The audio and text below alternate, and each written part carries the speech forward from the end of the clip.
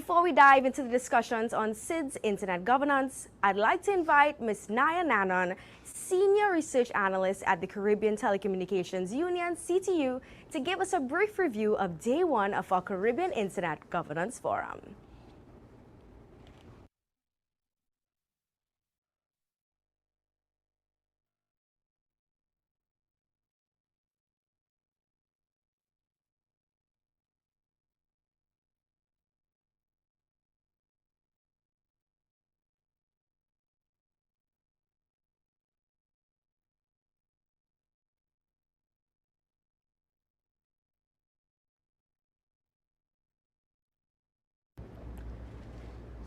Gianna, and good morning, participants.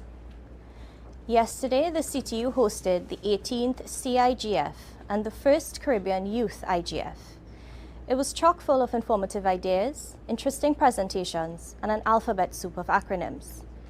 We had representatives from UN IGF, ICANN, LACNIC, RN, and ISOC, all bringing greetings on behalf of their respective organizations, and briefly addressing current internet governance issues relevant to the Caribbean. We also heard from the national IGFs in Trinidad and Tobago, St. Vincent and the Grenadines, Haiti, and LAC-TLD. They briefed us on ongoing work in their respective territories.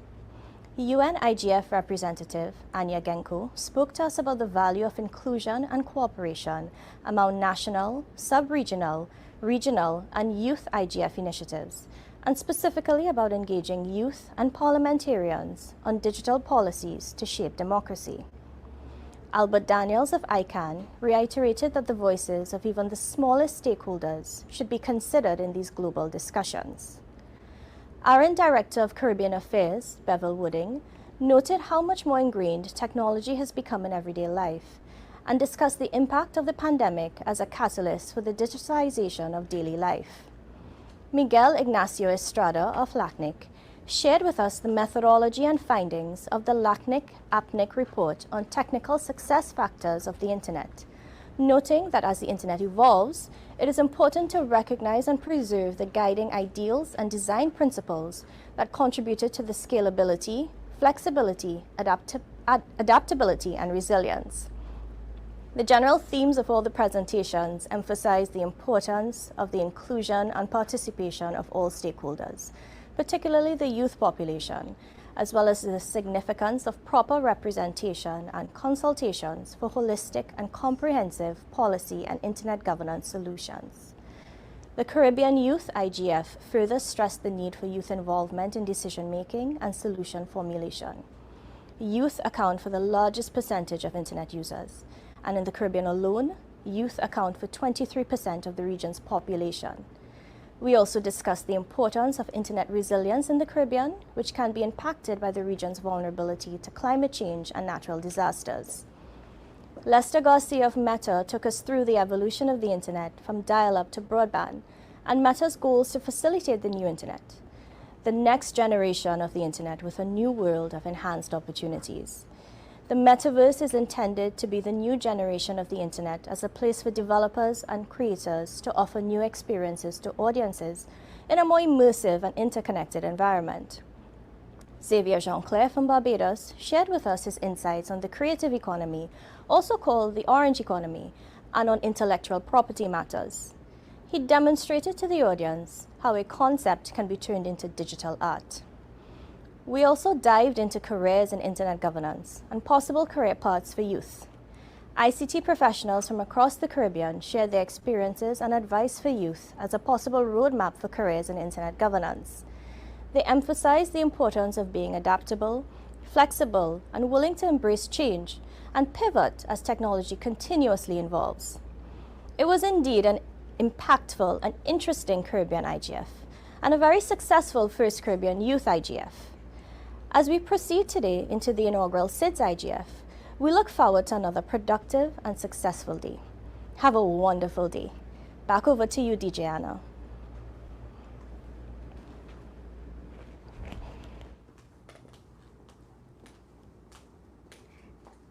Thank you so much, Naya. We'd actually like to invite the Honorable Minister Davidson Ishmael, Minister of Innovation, Science and Technology, Barbados, to deliver the opening remarks. Thank you very much, DJ. Distinguished participants to the inaugural Small Island Developing States Internet Governance Forum, I consider it a distinct honor to have been invited to deliver these remarks at the inaugural Small Island Developing States SIDS Internet Governance Forums, IGF. I wish to express my sincere appreciation on behalf of the Government of Barbados to the organizers of the event and our strategic partners, the Caribbean Telecommunications Union, CTU, and the Caribbean Community, CARICOM Secretariat, who have worked collaboratively to coordinate this course. Each of you can be proud of your work in advancing policy discussions and providing guidance with respect to regional priorities for ICT-driven development. I also wish to extend a hearty welcome to the numerous online participants from the islands of the Caribbean, the Pacific, and all others from around the world. The ministry that I have the honor and privilege to lead, the Ministry of Industry, Innovation, Science and Technology, MIST, was established, among other things, to create an environment that harnesses innovation and information and communication technologies, to generate employment, increase national wealth, and improve the quality of life for all Barbadians. Therefore, my ministry's responsibility and purpose is to bring Barbados fully into the digital era through the increased use of digital channels, especially as it relates to access to public services. As minister, I am therefore charged with the responsibility of driving public sector performance through intelligent use of innovation, science, and technology. Accordingly, my government recognized that to meet this objective, it required a level of reform that would create a paradigm shift from our established patterns to bring Barbados fully into the digital era through the increased use of digital channels. My government therefore pivoted to be able to provide a catalytic and synergistic drive towards the strategic, effective, and efficient adaptation and deployment of technological solutions such as the internet, aimed at digitally transforming our public sector. This year's theme, Internet Governance Priorities for ICT-Driven Development, is therefore of relevance to the mandate of my ministry. The internet as a global resource impacts everyone. As such, the rules, policies, standards, and practices that govern its continued operation and evolution should be shaped by a global community. This includes governments, the private sector, civil society, and the technical community. Indeed, this is the ethos of the Small Island Developing States Internet Governance Forums, as it provides an opportunity for Small Island Developing States to coordinate a regional approach to internet governance. Focus forums such as this one provide an opportunity to discuss common issues, consolidate our positions where we can reach consensus, and leverage the strength of our numbers to impact global policy development. Ladies and gentlemen, our voices must be heard, and they must be heard clearly and consistently. I trust, therefore, that coming out of this forum, there will be recommendations for issues that can be advanced within the global internet governance policy development space. Colleagues, who is better placed to speak on behalf of small islands but small islands themselves?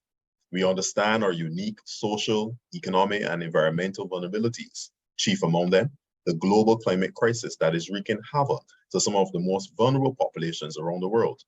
The Prime Minister of Barbados and my leader, the Honorable Mia Amor-Motley, has been a strong global advocate on this issue, emphasizing the need for international financial systems to deliver for those on the front line of the crisis and for leaders of the world's largest economies to try harder and to honor their commitments to avert a global disaster. Historically, Barbados has long been a champion of small island developing states, having hosted in April 1994 a global conference on the sustainable development of small island developing states. The legacy of this global conference is encapsulated in the 14 priority areas, which were elaborated into a program of action, which is now referred to as the Barbados Program of Action. The Barbados Program of Action became the first ever intergovernmental policy document to integrate the small islands into the world economy and tackle their socio-economic development problems. These priority areas included not just climate change and sea level rise, but also transport, communication, and science and technology. Equally important is the International Telecommunications Union, the ITU, which has supported the hosting of this IGF. The ITU has also made strategic interventions aimed at speeding up the deployment of information and communication technologies to small islands and to helping these countries to put in place appropriate strategies and policies aimed at attracting investment into the ICT sector. As we are aware, investment in this sector is crucial to ensuring that our regions are not disadvantaged in an era that is becoming more and more dependent on technological innovation to drive delivery of public services and to make businesses more globally competitive.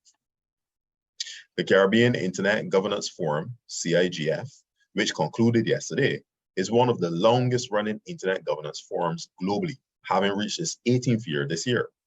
A key achievement of this forum is the Caribbean Internet Governance Policy Framework, which has been a useful point of reference to guide national priorities for the Caribbean in this multifaceted and complex area. Ladies and gentlemen, I wish to highlight a few of the critical areas in this regard, starting with the provision of adequate and affordable local broadband access capacity for all. Universal access is a cornerstone of our future social and economic development. We must do all in our power to ensure that no one is excluded, because exclusion doesn't just mean no internet access.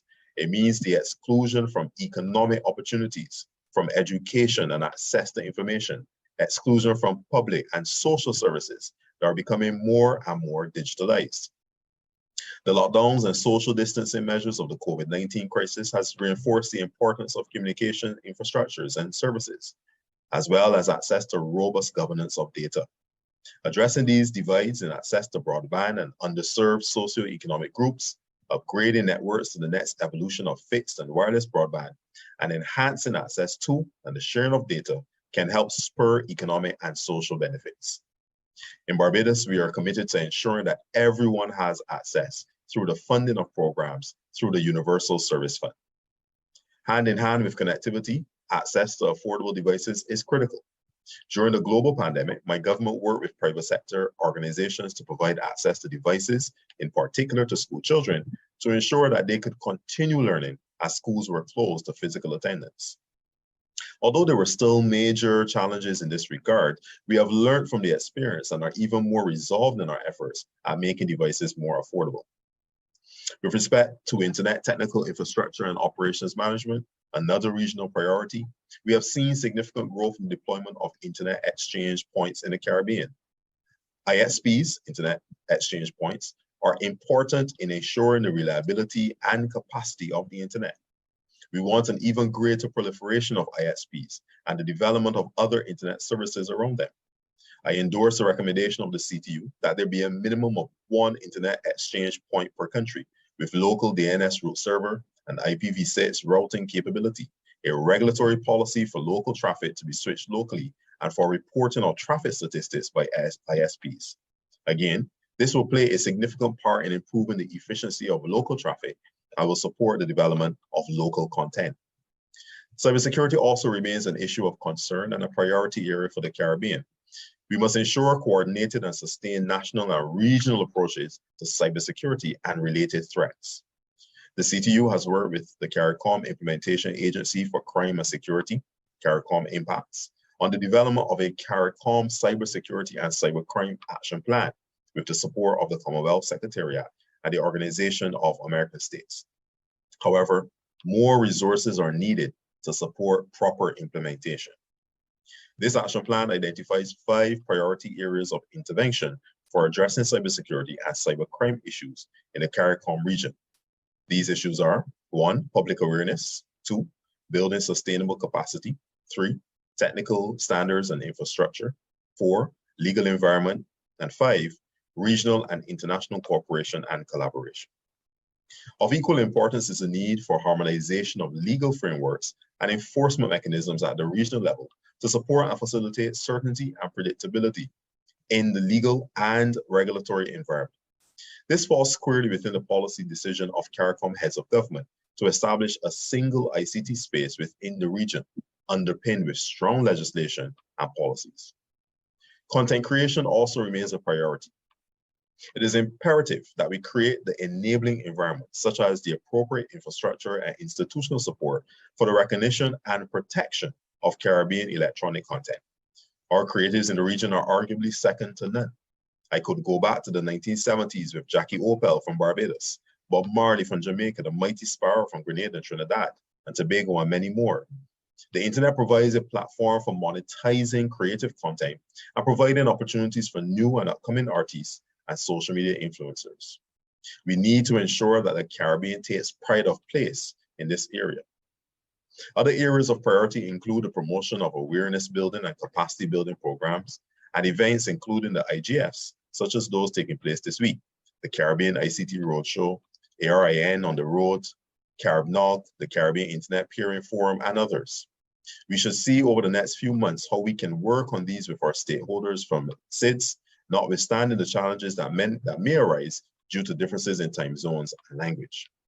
Lastly, research is needed to ensure that we are adequately measuring the success of our policies, what impact they are having on our societies, and what further interventions may be needed. I am pleased to see the establishment of the Research and Analysis Unit within the CTU with a focus on the implementation of a regional ICT monitoring and evaluation framework to support ICT indicators in the region. I implore all member states of the CTU to support this effort so that we have access to reliable data and are able to benchmark against global best practice. Colleagues, I want to thank you for the invitation to attend this session and to highlight some of the internet governance priorities for ICT-driven development. There's a lot more that can be said, but this is not a one-off conversation that we plan to have. We will continue to work through the CTU and through the Council on Trade and Economic Development, quoted ICT, with the support of the CARICOM lead on science and technology, Grenada. I believe that we can forge this partnership even further by building a stronger coalition with other small island states relative to internet governance issues. This will support our efforts overall and allow us to share what scarce human and financial resources are available to us. Ladies and gentlemen, I thank you for your attention and I wish you a very fruitful deliberation this afternoon. Thank you. Thank you so much to the Honorable Minister Davidson Ishmael for delivering that insightful message. Ladies and gents, the first SIDS Internet Governance Forum kicks off with a panel discussion on some key internet governance issues, including cybersecurity, data protection, cybercrime, and digital justice. Moderating this panel is Sherry Lagakali of Fiji, with the panelists including Ms. Georgina Kiel, Executive Manager and Cybersecurity and Government Digital Standards at Papua New Guinea Department of Information and Communications Technology, Papua New Guinea. Mr. Domingo Cabunare, Information Communication Technology Division, Ministry of Information, Communication, Transport and Tourism Development, Kiribati. Mr. Peter Rigamoto, Head of Legal, Digicel Pacific, Fiji. And just a reminder for our viewers, the bios for all presenters are available on the Hubilo platform. Let's welcome Ms. Sherry Lagakali. Thank you very much, DJ Anna. Bula Vinaka and Maloelele. I say Bula Vinaka because, as DJ Anna has mentioned, I'm from Fiji, and I say Maloelele because I am this week in Tonga visiting the Tonga cyber community. And welcome to our first Small Island Developing State session. Yes, as DJ Anna has mentioned, we are having a discussion around cybersecurity, data protection, cybercrime, and digital justice. Somebody once explained to me earlier that we cannot have a cybercrime if we don't have the legislation. And the legislation is guided by the strategies and the policies. And then now, in the middle of when we're trying to put together strategies and policies and legislations, we have to think about data protection, we have to think about identity theft, we have to think about privacy online, and then comes phishing. And with phishing, it has advanced to such a level that, we're now getting spam emails or links that you should be clicked on coming to us in the local language. Cybersecurity exploded, I'd say, and I say the word exploded because 10 years ago, it was very rarely heard of. It exploded into the scene in the last 3 to 5 years, and mostly because technology has advanced so fast. And with advancing technology, internet is now accessible, especially now in the small islands, in the Pacific Islands. 22 years ago, the first submarine cable came into the Pacific. It arrived in Fiji. Now, most, if not all Pacific Islanders, we have our own direct cable connection. or we're connecting to some kind of a cable. And even this morning, I heard that we're in Fiji, we're considering a feasibility study on a second cable. So there's going to be so much internet. Do we have the right policies? Do we have the right strategies? Do we have the right legislation in place? And do we know where to go to if we need this kind of help? Speaking to us today, we have our first speaker, Georgina Kiele. Georgina, I noticed that you are executive manager, as DJ Anna has said. Congratulations on your recent promotion. You and I have not caught up since this promotion, and we heard that you are doing some really amazing things in Papua New Guinea, and we want to hear from you. Thank you. Thank you, Sherry. I'll share my screen.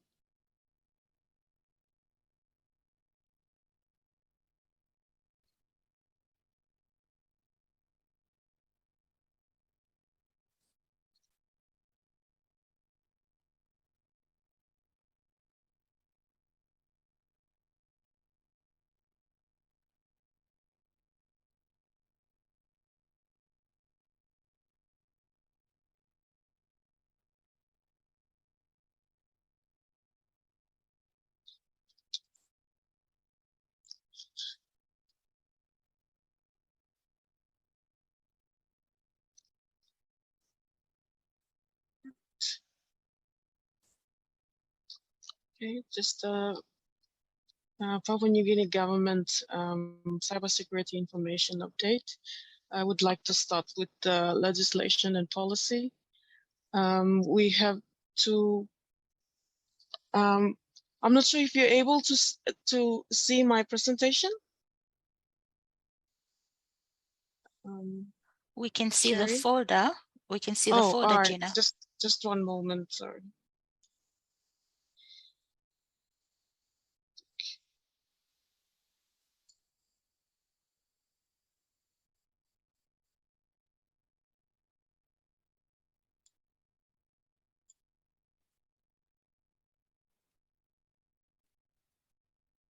We can see it now. Thank you, Gina. Go ahead. All right. Okay, so I would like to start with the policy and legislation. So we have a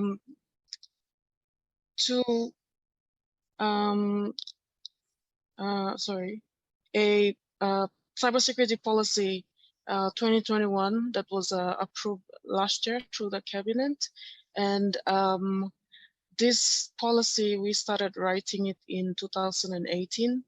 And when one of our critical infrastructure got hacked, that was the push for this policy to be approved by the cabinet. And recently we have the Digital Government Act 2022.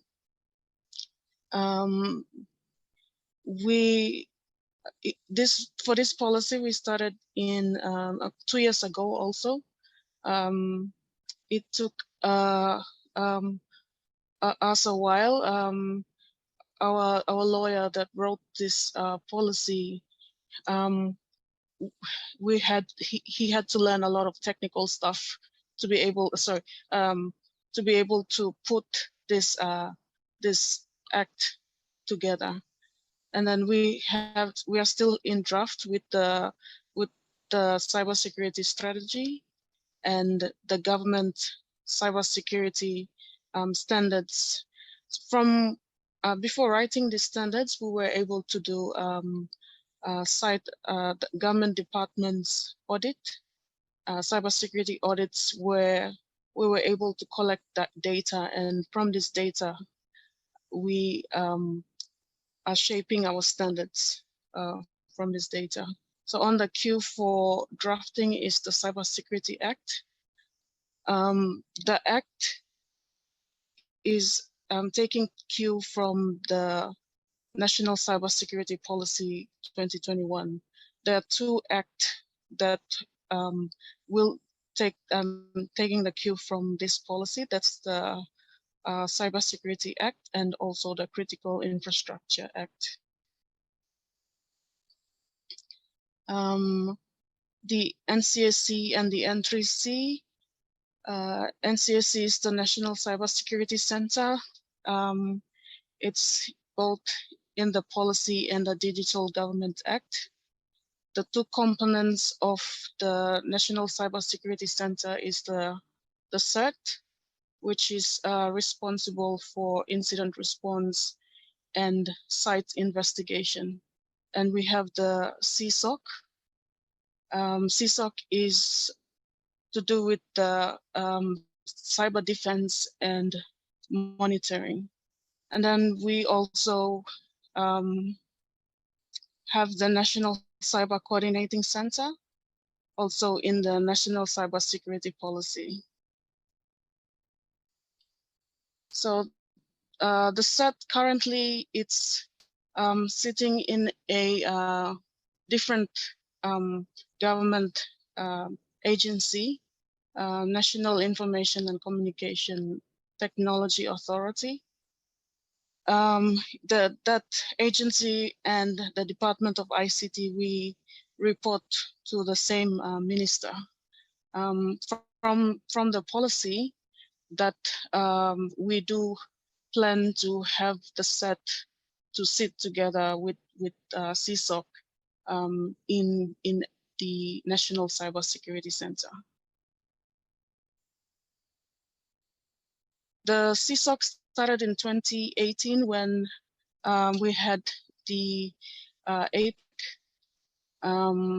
the Australian government and the PNG government signed a MOU which established the National Cybersecurity Center. So we were able to continue from 2018 till now. And the different services that the CSOC has right now, network protection, endpoint protection, cybersecurity training for all government department ICT offices, cybersecurity consultations, incident handling practices, the TTX, and also the CM and the MTR for monitoring.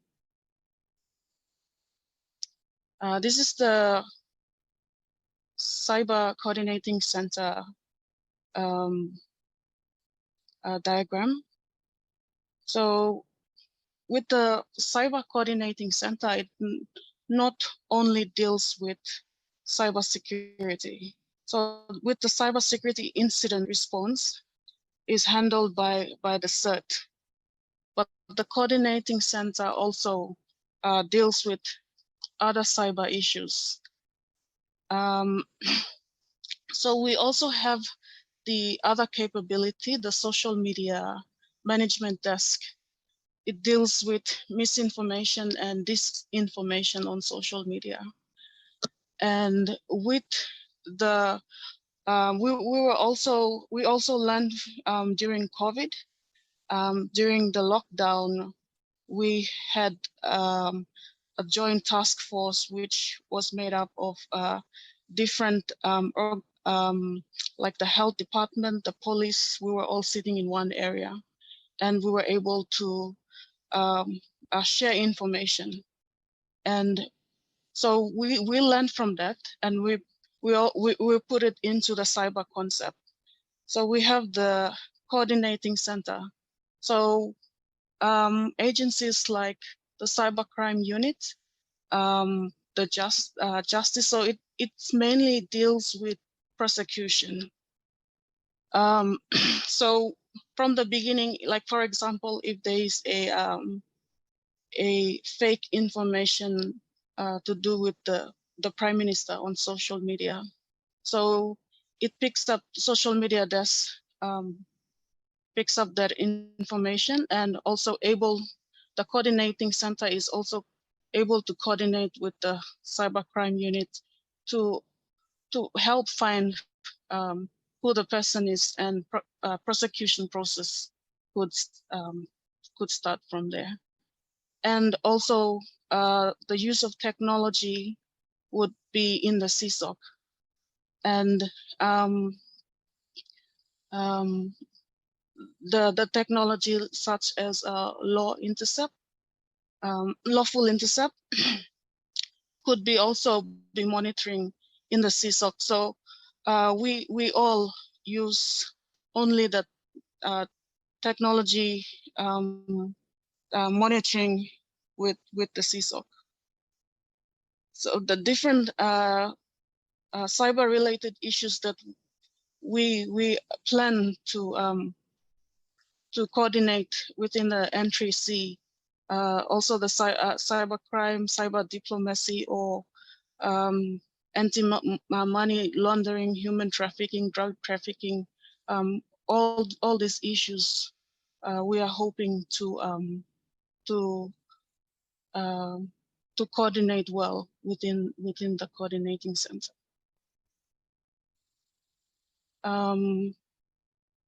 This is my last slide.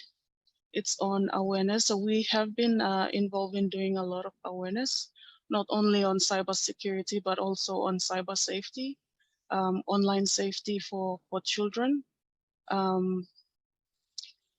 We also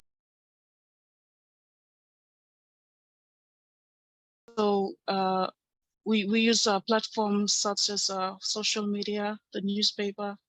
We do go on radio and speak on radio, just do awareness on cybersecurity awareness. We get involved with expos, talk to school children or with the youths, awareness on their online safety. And then we have trainings. The biggest so far is the one with the MOU with the Australian government. With this training is all for ICT officers within government. And we do plan to have more broader training touching the universities and other educational institutions as well. If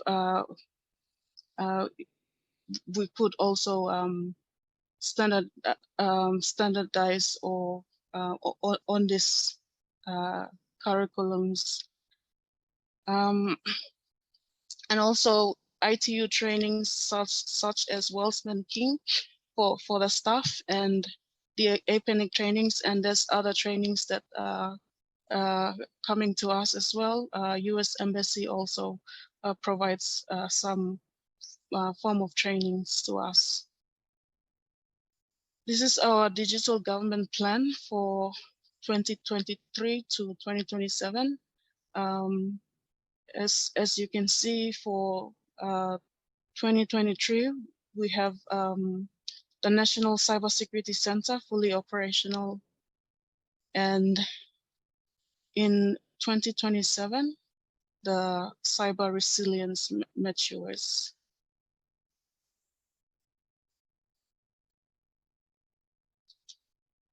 Thank you. That would be the end of my presentation. Well, thank you, Georgina. Looks like there's a lot of things that are happening in PNG. Great work by the Department of ICT. I would like to leave the questions till we hear from the other speakers. And so before we hear from Domingo, I think that we should commend our ISPs, internet service providers, and mobile operators, even our local teams on the ground. While travel would have shut down in the last 2 years because of COVID, development was still taking place locally with our Pacific Island countries building capacities within in-country as and internet survived the pandemic. Can you imagine a world on lockdown with no internet? Would have been crazy, right? Domingo, I hear that there's been a lot of things happening, a lot of internal development within country, exciting time for Kiribati. We'd like to hear from you. Yeah, thank you, Sherry, for the time. And actually, I want to greet everyone. Well, from our side, it's good morning because it's really early in the morning. It's now almost 2 a.m. On the Friday from our part of the world. So to our colleagues from within the Caribbean, good afternoon, and good evening from whenever part of the world you are joining us for this session. As a way of introduction, my name is Domingo Cabnari. I work as a senior information security analyst for the government of Kiribati. My roles and responsibility revolves around cybersecurity mostly, but although we also have a lot of engagement in ICT development and within the country. So as we may have foreknown, the global COVID-19 pandemic wreaked havoc to the global community since 2019, and Kiribati closed its borders at the end of 2019. So it was a bit early for Kiribati when they closed their border, and we remained COVID-free until May 2021. So within this time frame, from 2019 to 2021, and since then 2022 and further on, when our borders were closed to the global community, as was with for most countries across the world due to COVID-19 pandemic. At those times, we are very isolated from most of the world, but thanks to technology, we were able to overcome our isolation, and we were able to continue to collaborate and communicate with our partners and to the rest of the international community with telecommunication.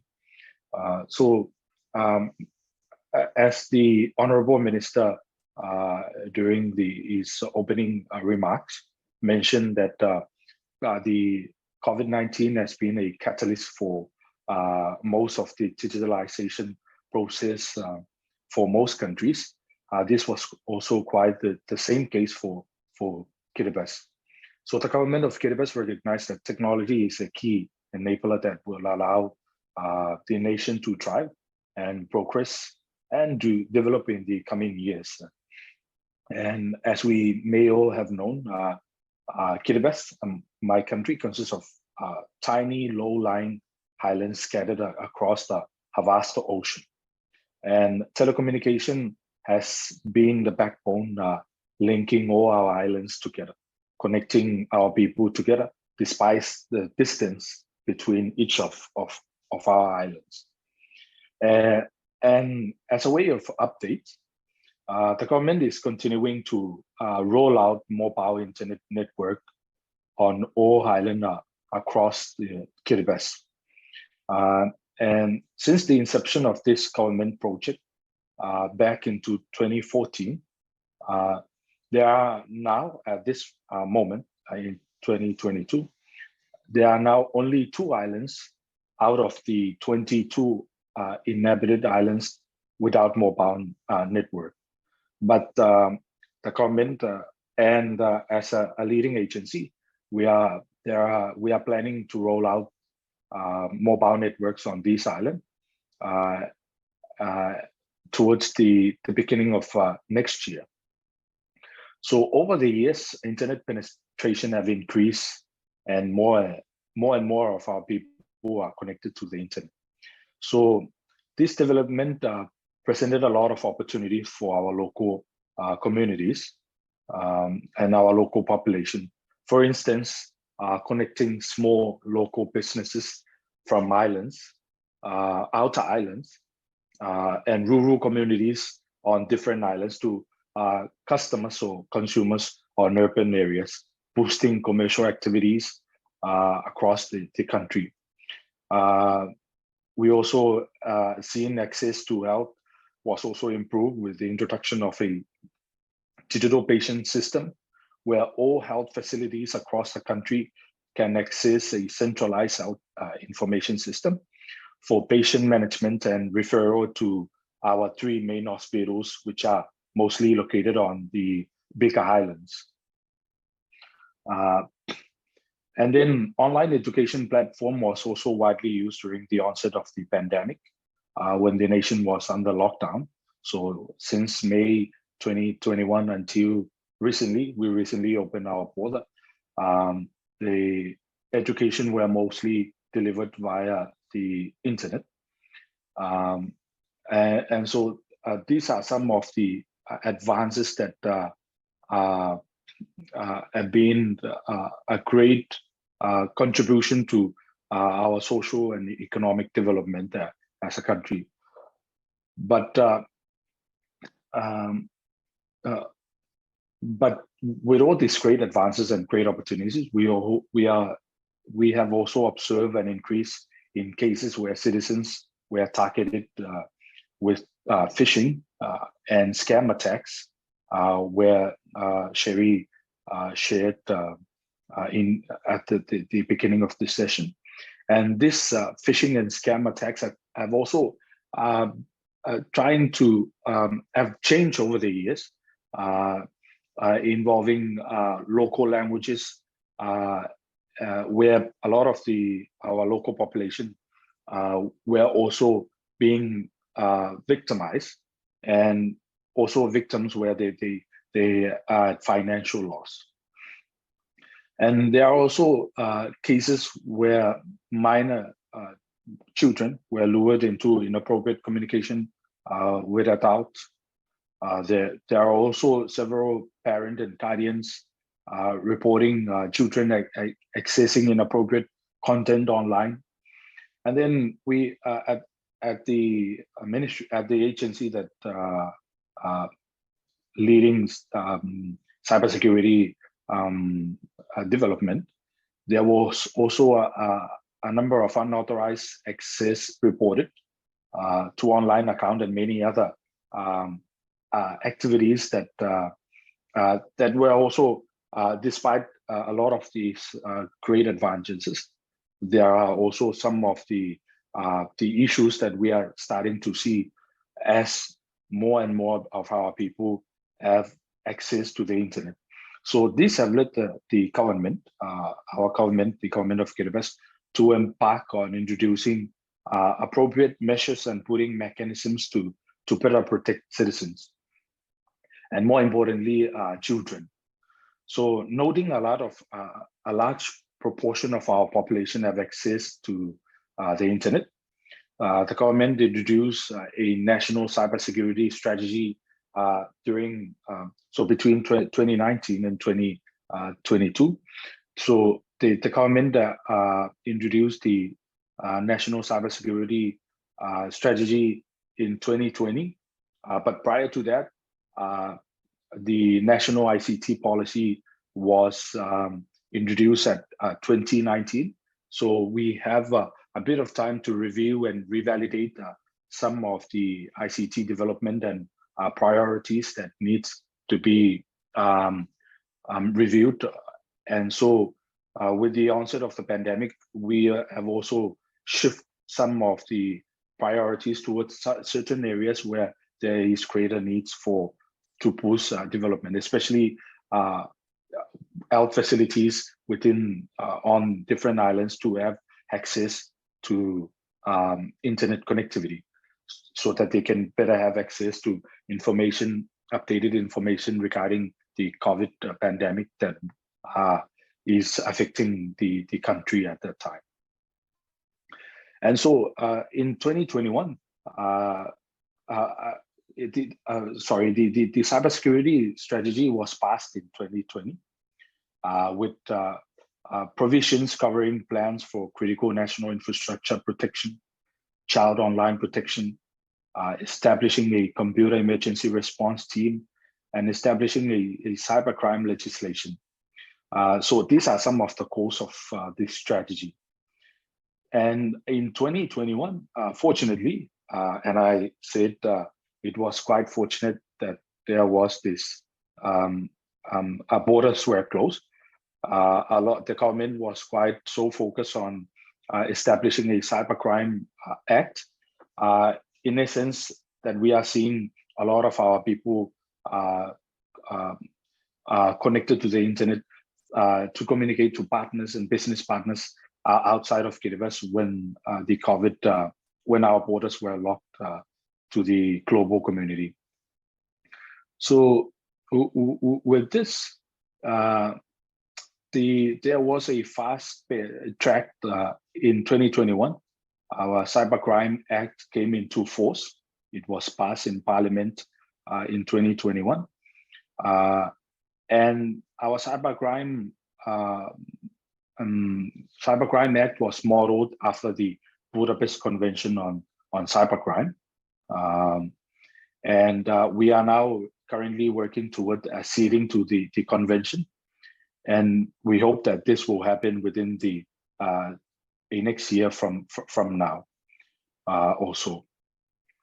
And our computer emergency response team, so at the application of our strategy, we are also trying to fast track some of the implementation of the goals that were outlined within the strategy. So in 2022, at the end of 2021, the computer response team, or the CERT, was established with a structure in place. Although not fully functioning with anticipated service at the moment, we now have a sustainable structure, which is one crucial achievement we have made thus far since the strategy call for the establishment of the CERT in 2020. And then going back to our national cybersecurity strategy, we are also working with our telecommunication regulator and our internet service providers, our ISP, to provide child-friendly SIM cards and Wi-Fi access code that will better allow children to access child-friendly site only and educational sites on the internet. This was done in order to foster digital citizenship by children and our young population. And this was also part of one of the goals of our national cybersecurity strategy.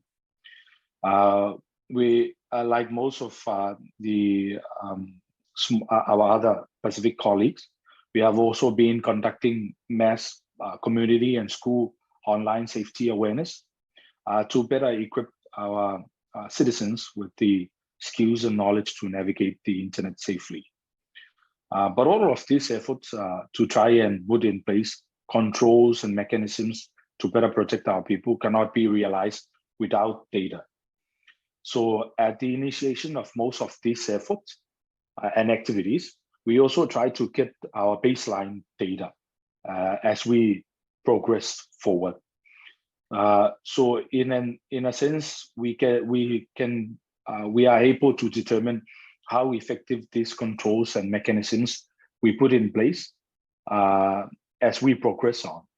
So I cannot say that all of our efforts are 100% effective, but we hope that we are progressing into the coming years, and we will see these data and matrix from our baseline, and if these efforts are worth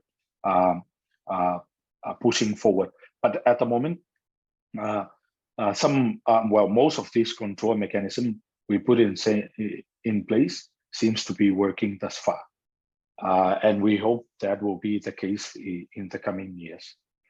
And with this, these are some of our experiences. And as I mentioned before, the pandemic has been, it's a global tragedy, but it's also for small developing island states. We are also seeing the global pandemic as the Honorable Minister mentioned, as a catalyst. And this have also sped up a lot of development within the digital space as we try to progress and implement a lot of digital solutions that will better protect our citizens, and also government to provide services in digital forms that are effective and are cost effective for citizens. And with this, thank you again for listening and for having me this afternoon. Thank you very much. Well, thank you, Domingo. For a small island developing state like Kiribati, you seem to be doing a lot, and that's very impressive. Next up, we have Peter Ringamoto, who is the head of legal for Digicel Pacific, based out of Fiji. And Peter, I know that you have been involved in a whole lot of community awareness of, cyber safety awareness. And so we'd like to hear more from you on what you've been up to lately. Thank you, Sherry. Bula vinaka, everyone. I hope you can hear me well. I just have some slides to quickly share.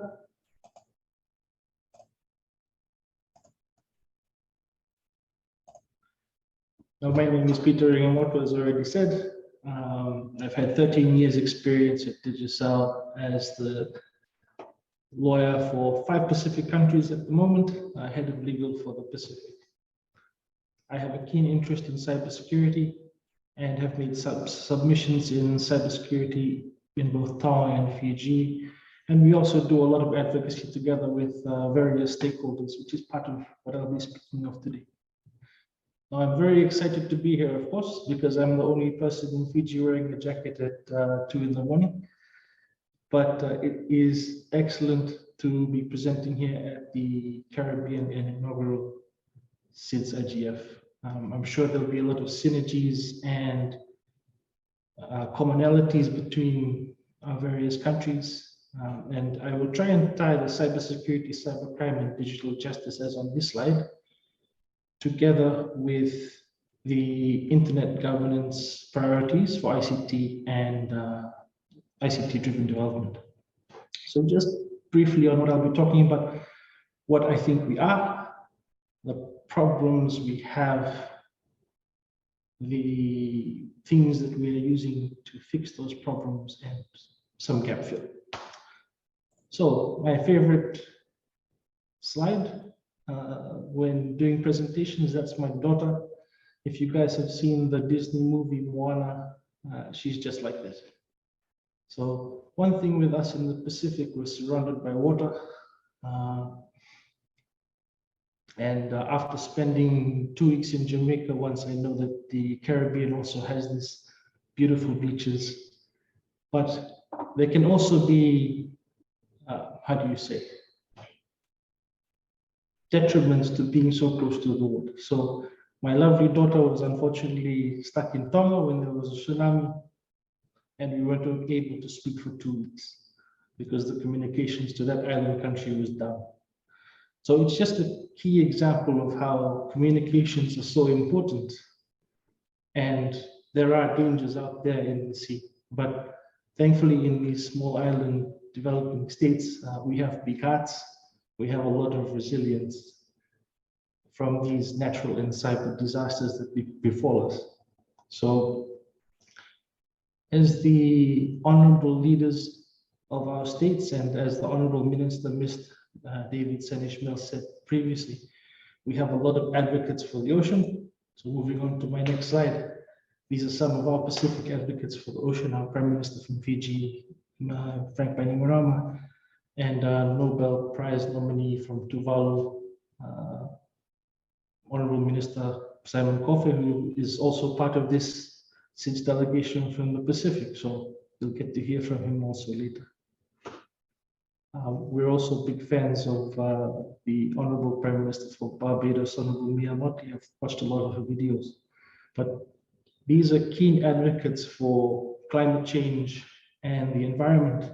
And what I'll be speaking about today is also the fact that we need keen advocates and those interested in the cybersecurity space in the Pacific, like the others who are presenting here today. As Sherry's already alluded to, we have, thankfully, many cables in the 5 Pacific countries that I have purview over: Fiji, Samoa, Tonga, Vanuatu, and Nauru. Only Nauru still requires satellite connection, and they'll be getting a cable in a few years, I believe.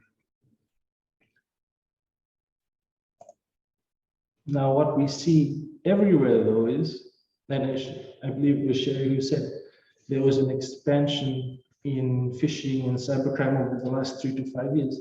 And this is likely why. So if you look at the diagram from 2015 to 2020, this is the gigabits per second coming into Fiji. It went from 2.5 up to circa 20. So you're around about sorry, my math isn't good, that's why I'm a lawyer, around about an 8 times increase in traffic in just a few short years. So with this exponential growth, you see the people on the right, the government of Fiji also implemented COVID relief through mobile financial services. So you have a dramatic increase in internet utilization, you have a dramatic increase in utilization of other means of payment other than cash.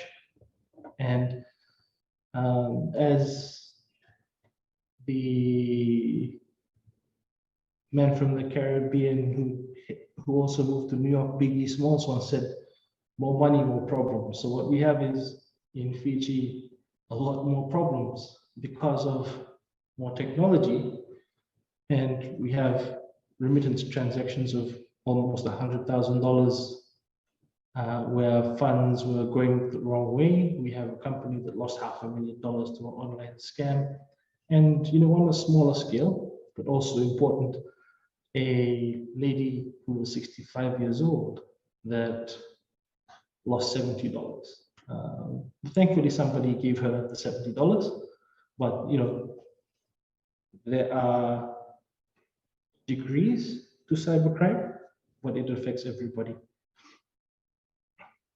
Now, moving right along,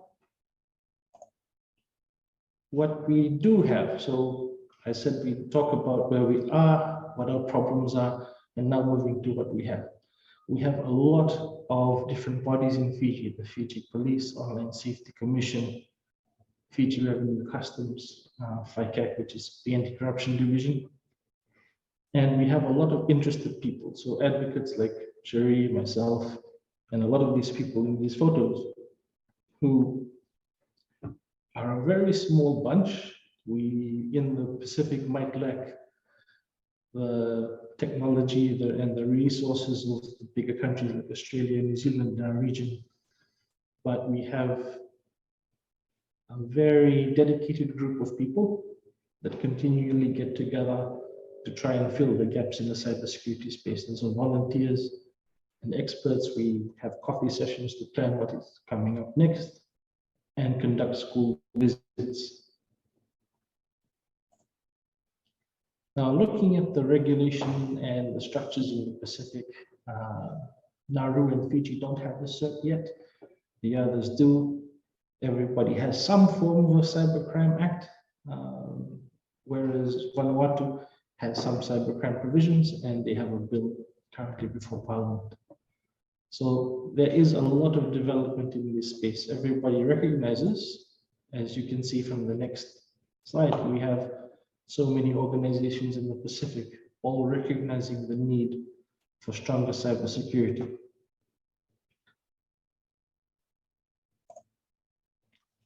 And finally, this is some of the advocacy that we do. We go to schools like this is Dudley High School. As you can see, we have several sessions a day. I think this is about 5 sessions. And we deliver the do's and don'ts about being smart online, not just this pamphlet, but there is more. And we try and fill those gaps because I'm sure the circumstances might be similar in the Caribbean, where we're at the mercy of the seas to some extent, but not having the resources doesn't mean that we don't have dedicated people trying to lead us towards the safest way to use the internet. And the reason it is a priority in terms of the unlocking of ICT development is we can only get our people to fully utilize the power of the internet if they believe it is somewhat safe. So that is key to why we have so many strong advocates for the safety of the internet in the Pacific. and we hope they continue to do their good work. And I thank them all for what they do, and also those in the Caribbean and all other small island developing states. Vinaka. Naka. Thank you, Peter. Thank you to our panelists for the wonderful presentations and the great work that you're doing. The one thing that Peter said was advocates from the region and volunteers, and we're all doing this mostly in our free time. So I empathize with my speakers. I know, I mean, over here in Tonga, it's 3 a.m. So I know it's 2 a.m. in Fiji and Kiribati, probably a little bit later for Georgina. And I know that tomorrow morning you also have your day jobs. Thank you very much. I wanted to keep our session short just because of this whole thing around it is quite late. So I was just hoping for one question each, mostly going to the one that came to Georgina. Georgina, I'm going to read it out. I thank you for your answer as well. So the question was, Georgina, do you collect statistics on cyber incidents? Do organizations report on cyber incidents willingly? And so Georgina has answered with PNG CERT would collect the statistics. Unfortunately, at PNG, the PNG CERT itself is not within the PNG Department of ICT where Georgina is based and the CSOC is. So sharing of information is something that we are working on. I would say so far, CSOC has received 3 reports of government departments attacked. If you have a counter question for that, for Gina, you know, please get our context from the CTU guys. If you have any other questions that you feel that we should answer for you from the region, the CTU guys could also get you in touch with me, and as a region on a more friendly time, we'd be happy to answer these questions for you. Domingo, you said something earlier about it was really interesting, and I was wondering if you could tell us something about how did you manage to get this SIM card? Was it something that was difficult for you to get access to? Was it something that was easily available? At internet governance forums, discussions, panels like this are where we as Pacific Islanders can learn from each other. So maybe another Pacific Island country could take on this same idea from you and learn from it. I say that because I'm a mom. I have 2 boys. I shouldn't be complaining because I am an internet specialist. So my kids would obviously be interested in the internet as well. But just knowing that there is such a facility is very encouraging. Domingo. Yes. So we have a really good working relationship with most of our internet service providers, especially with one of the government partner, the BPP that we do with them on the rollout to outer islands. So the government subsidized them to establish infrastructures on these islands, and then from there they are paid by the government to get the facilities up and running. But from that sort of working relationship and our other partnership with our ISPs and through our regulator, we were able to draw, particularly on one, we have an experience with the South Korea, where they have an age verification sort of mechanisms where they have within the phones. I have no idea at the moment if it's still there, but this was back in 2018. So we draw from that. Draw from South Korea's experience, and then this is what we put down within our national cybersecurity strategy. And once this was endorsed by the government, the cabinet, we went, and then we are collaborating with ISPs on providing this sort of mechanism. But at the moment, because the regulator have certain license provisions to ISPs, they are now drafting more also a piece of regulations that will allow for them to offer this. But we have a meeting at the beginning of this year. It was quite, the ISP received the request quite, I mean, they are happy to have this. And I think from the commercial side of it, they see this as more customers. And then they are also pushing that they can have, they will put in place certain controls and mechanisms that will allow for a child-friendly SIM to only have access to child-appropriate, child-friendly content on the internet. But the technical part of the control mechanism, we have no visibility on that. It's within the ISP. So we have two major operators here. We have the Vodafone Cigf and Ocean Link Limited. So at the moment, we'll be rolling out within the next few months this child SIMs and access code from internet cafes that allow Wi-Fi access to students or our young population, where they have filtered content. But we know that, I mean, these sort of restrictions, children can always find a way to get through and pass by this. But we are trying to also advocate a digital citizenship where providing this sort of child-friendly SIM card from a young age, the children grow up with a sense that they can rely on the internet, where they expose only to contents that are appropriate to them, educational in a way. And so in that sense, it will build more or less an expectation that the young population tends to see that if they go to the internet, it will be for them to get educational content or for entertainment without any freely accessible inappropriate site or content for them. So this is what we have in place. We haven't launched this. It's still in planning phase. It's only the regulation part of it. So once the regulation is endorsed by the minister, then it will be launched. But the capability is there. So the ISPs are quite positive that they can provide this to the students, which we are quite really happy with. So yeah, we hope, this can be, at the moment we don't have stats, so we hope we are doing some right thing. So we hope over the years we can have a positive impact on that. Maybe later we can have a data that can show how this works for our country. Thank you.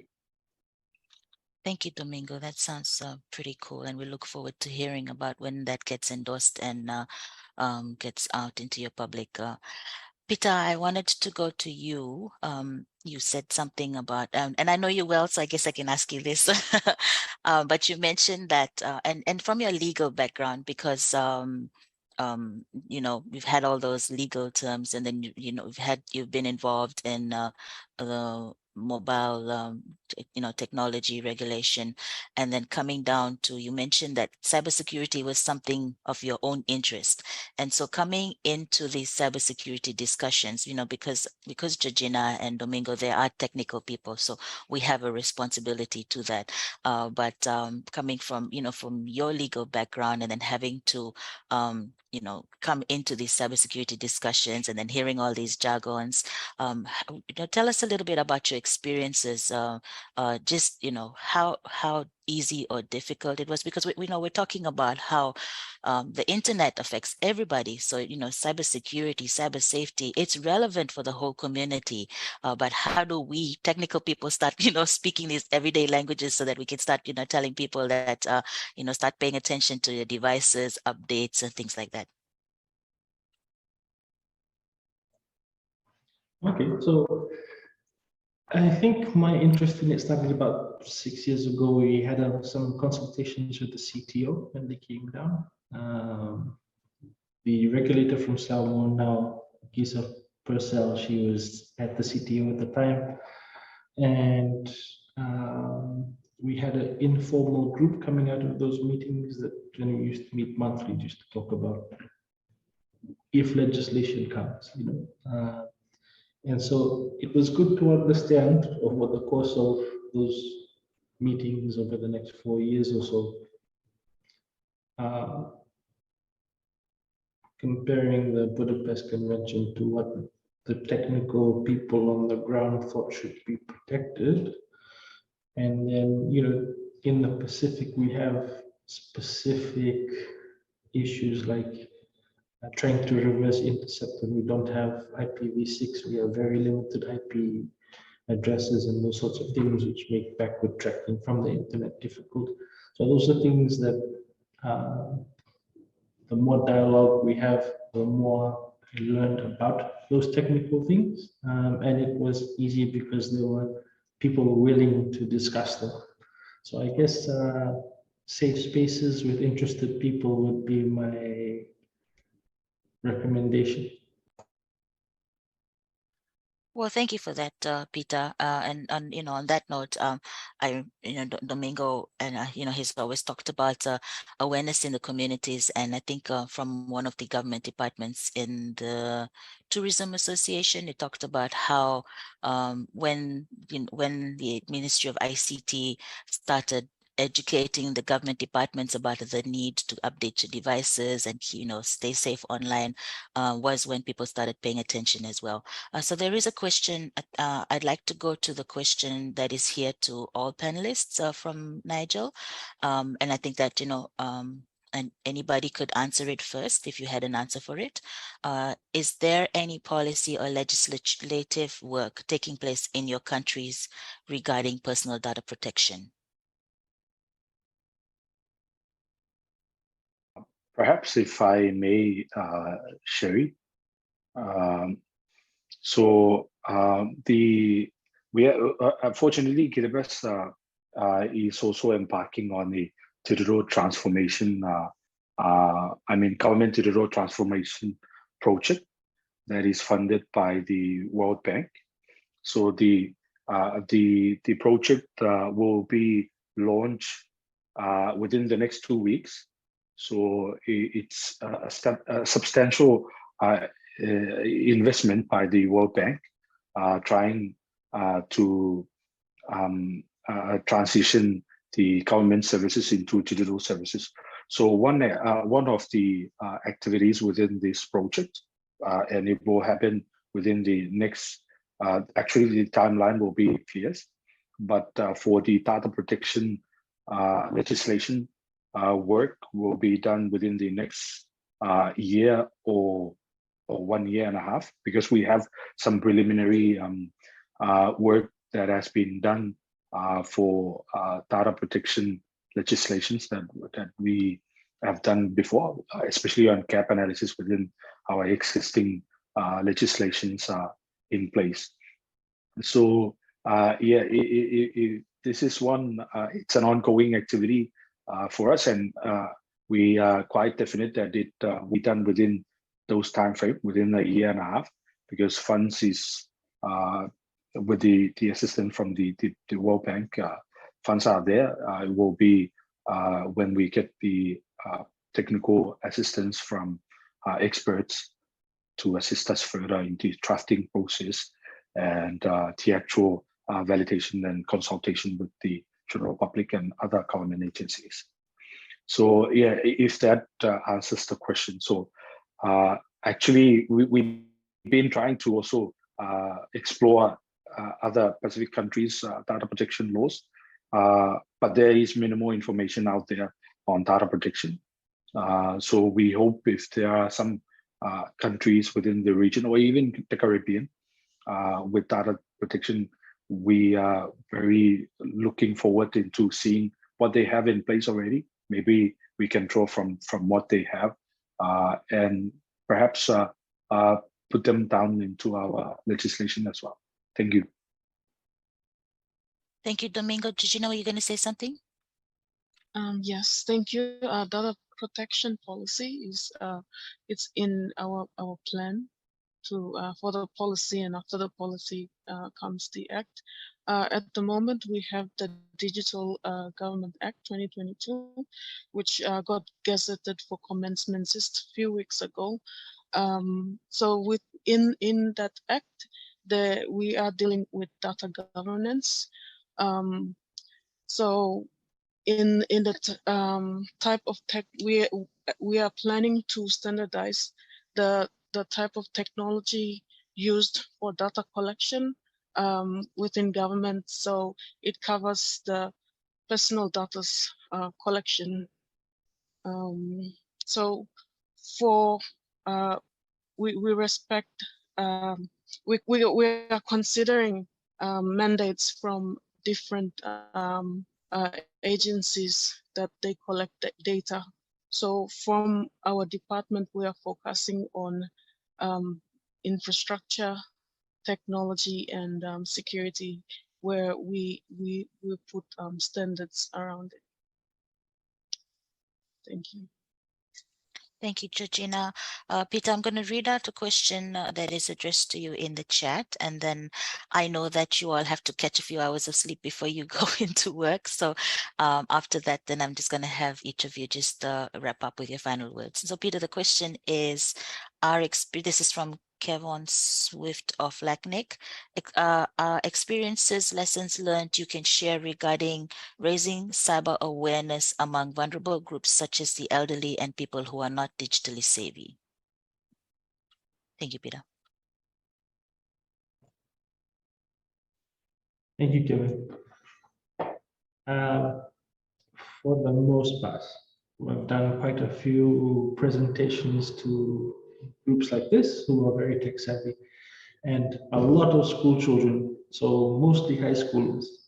And with those high schoolers, they are quite tech savvy actually. You know, they know what you can use, but they don't necessarily know all the dangers. So we take them through phishing, identity theft, what to look out for, tell them about cases in the community where people can be fooled. I speak in terms of raising this with vulnerable groups. If we can speak in the vernacular, I speak in the vernacular to them, for instance, to make a point about you never know who's behind the profile. You know, it could be someone who's 50 or 60, but you think they're 16 and you're chatting with them. So, you know, those sorts of things come to light. And also, once we talk to them, we tell them, can you please tell your parents, your grandparents, and everybody else that you can tell? You know, just that one more level up, go home today if they don't know about it. One of the things we found also was they had these gifting circles, so like a Ponzi scheme of a sort that was happening a lot in Fiji. And we asked all the children to put up their hands, but their parents did it, and at least half of them put up their hands. So we had to explain to them what that was about, and, you know, please have a chat with your parents as well. So it's bring things down to a level they can understand without all the technical jargon that we might use in these sorts of environments, and give them key takeaways that they can take back home. Thank you. Thank you, Peter. I think Georgina has dropped off. So there's a comment in the chat from Nigel. So we'll just go straight into final comments. If you could indicate whether there are any initiatives to harmonize relevant digital policies and regulations among the Pacific Islands. If you can, there's anything that you can think of. Not that I know of. There's a few regional initiatives that we've had in the past. We had PIRRC, which is a regional resource. We had PACCERT, which is a regional cert. We have PACSON, which is cybersecurity awareness. So there are regional initiatives. but I'm not sure if they're not yet telling us all to do it the same way, if that makes sense. If I may, sorry to intervene. Go I ahead, just wanted Domingo. to also mention that there is also BLON, which is a Pacific Island lawyers, some sort of network. But we've been, they are also, which we also want to acknowledge them in parts that they are also quite instrumental when we try to formulate our cybercrime law, legislation. So in fact, this was one of the Pacific Island Lawyers Association, but most of these, the BLON is members are from attorney generals representative across the Pacific countries. So most of them involves also drafters and other legal representative from each Pacific Island countries, and I think this is that is what they are envisioning. So they are now starting from so for us, we are engaged in cybercrime legislation establishment. So Tonga took the lead. So they are the ones that are now parties to the convention, and a lot of the Pacific countries are trying to also get trying to model their laws on the Budapest Convention, and they are also trying to accede to the convention eventually. And there are also e-commerce legislations that have been also developed alongside BLON, but most of them are through UNDP with the Pacific. I think it's but that one was led by the Commerce Ministry. But yes, I think that there might be some sort of regulatory frameworks that are trying to be consistent across. But I think there should be there needs to be improvement on the synergies so that most of these regulations and frameworks, regulations around these spaces can all be in a way,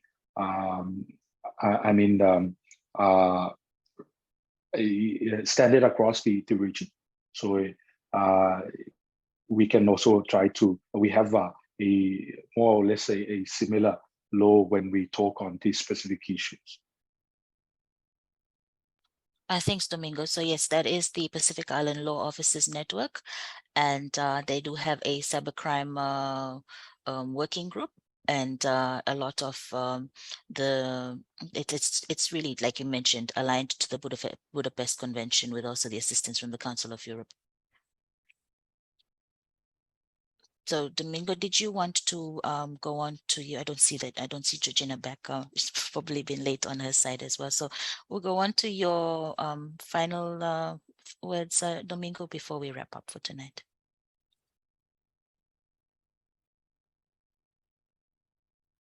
Sorry, come again, Sherry. So what's?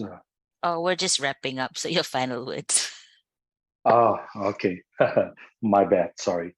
So yeah, well, initially, thanks to the Caribbean IGF for having us. I think we hope that these experiences that we share and the challenges that we also share could also be beneficial to similar Caribbean, well, small island states, because in essence, we all share similar economic and social challenges in terms of our development. So we hope what we share could be beneficial towards other development aspirations the Caribbean nations are doing. And we hope to collaborate and also want to learn more from our Caribbean colleagues, what works for them and what's not, so that we also can also apply best practices from their side to our country. And with that, thank you, Sherry, for having us, and especially the CTU and the Caribbean Internet Governance Forum for having us. Thank you very much. Thank you, Domingo. Thank you, Peter. I think for me, the best takeaway of this session was seeing that even though we are very small island developing states, very small Pacific Island countries, there's a lot that we are involved in because we have, the internet is now here. We need to keep ourselves safe. We need to keep our communities safe. And the best way that we could do these things is working together as a community and learning from each other as a region. Like tonight, like this morning, we heard data protection laws. PNG is probably thriving in that area. Maybe Kiribati and PNG could exchange contacts, and we start talking along those lines. We also heard about, the SIM cards for kids. I think that's incredible, and I look forward to hearing more about that. Peter, as a community champion, we need more people like you, Peter. If we could replicate you across all the 5 Pacific Island countries that you represent, that would be so amazing. But doing great work, and for us technical people to be able to have people from the community that can assist us in these kind of awareness is just amazing. With the Global Forum on Cyber Expertise, we're currently putting together a Pacific hub. And so, Nigel's questions around harmonizing regulation, we want to come in and, empowering, building and assisting local communities, but at the same time here to connect needs and resources for the Pacific, where like Domingo has asked for help with data protection. The GFC, being a big community, may have first kind of resources where we could connect you to, but I'm not flying the banner promoting the GFCE, but we learn from each other, we exchange knowledge, we exchange information, and want to thank the Caribbean IGF and also the CTU team for facilitating this first SEEDS IGF. It was probably very difficult to coordinate and collaborate across so many of our sessions, across so many time zones, but thank you very much for having us, and thank you for allowing us this session. Naka Vakalevu and Malau Pito from Tonga.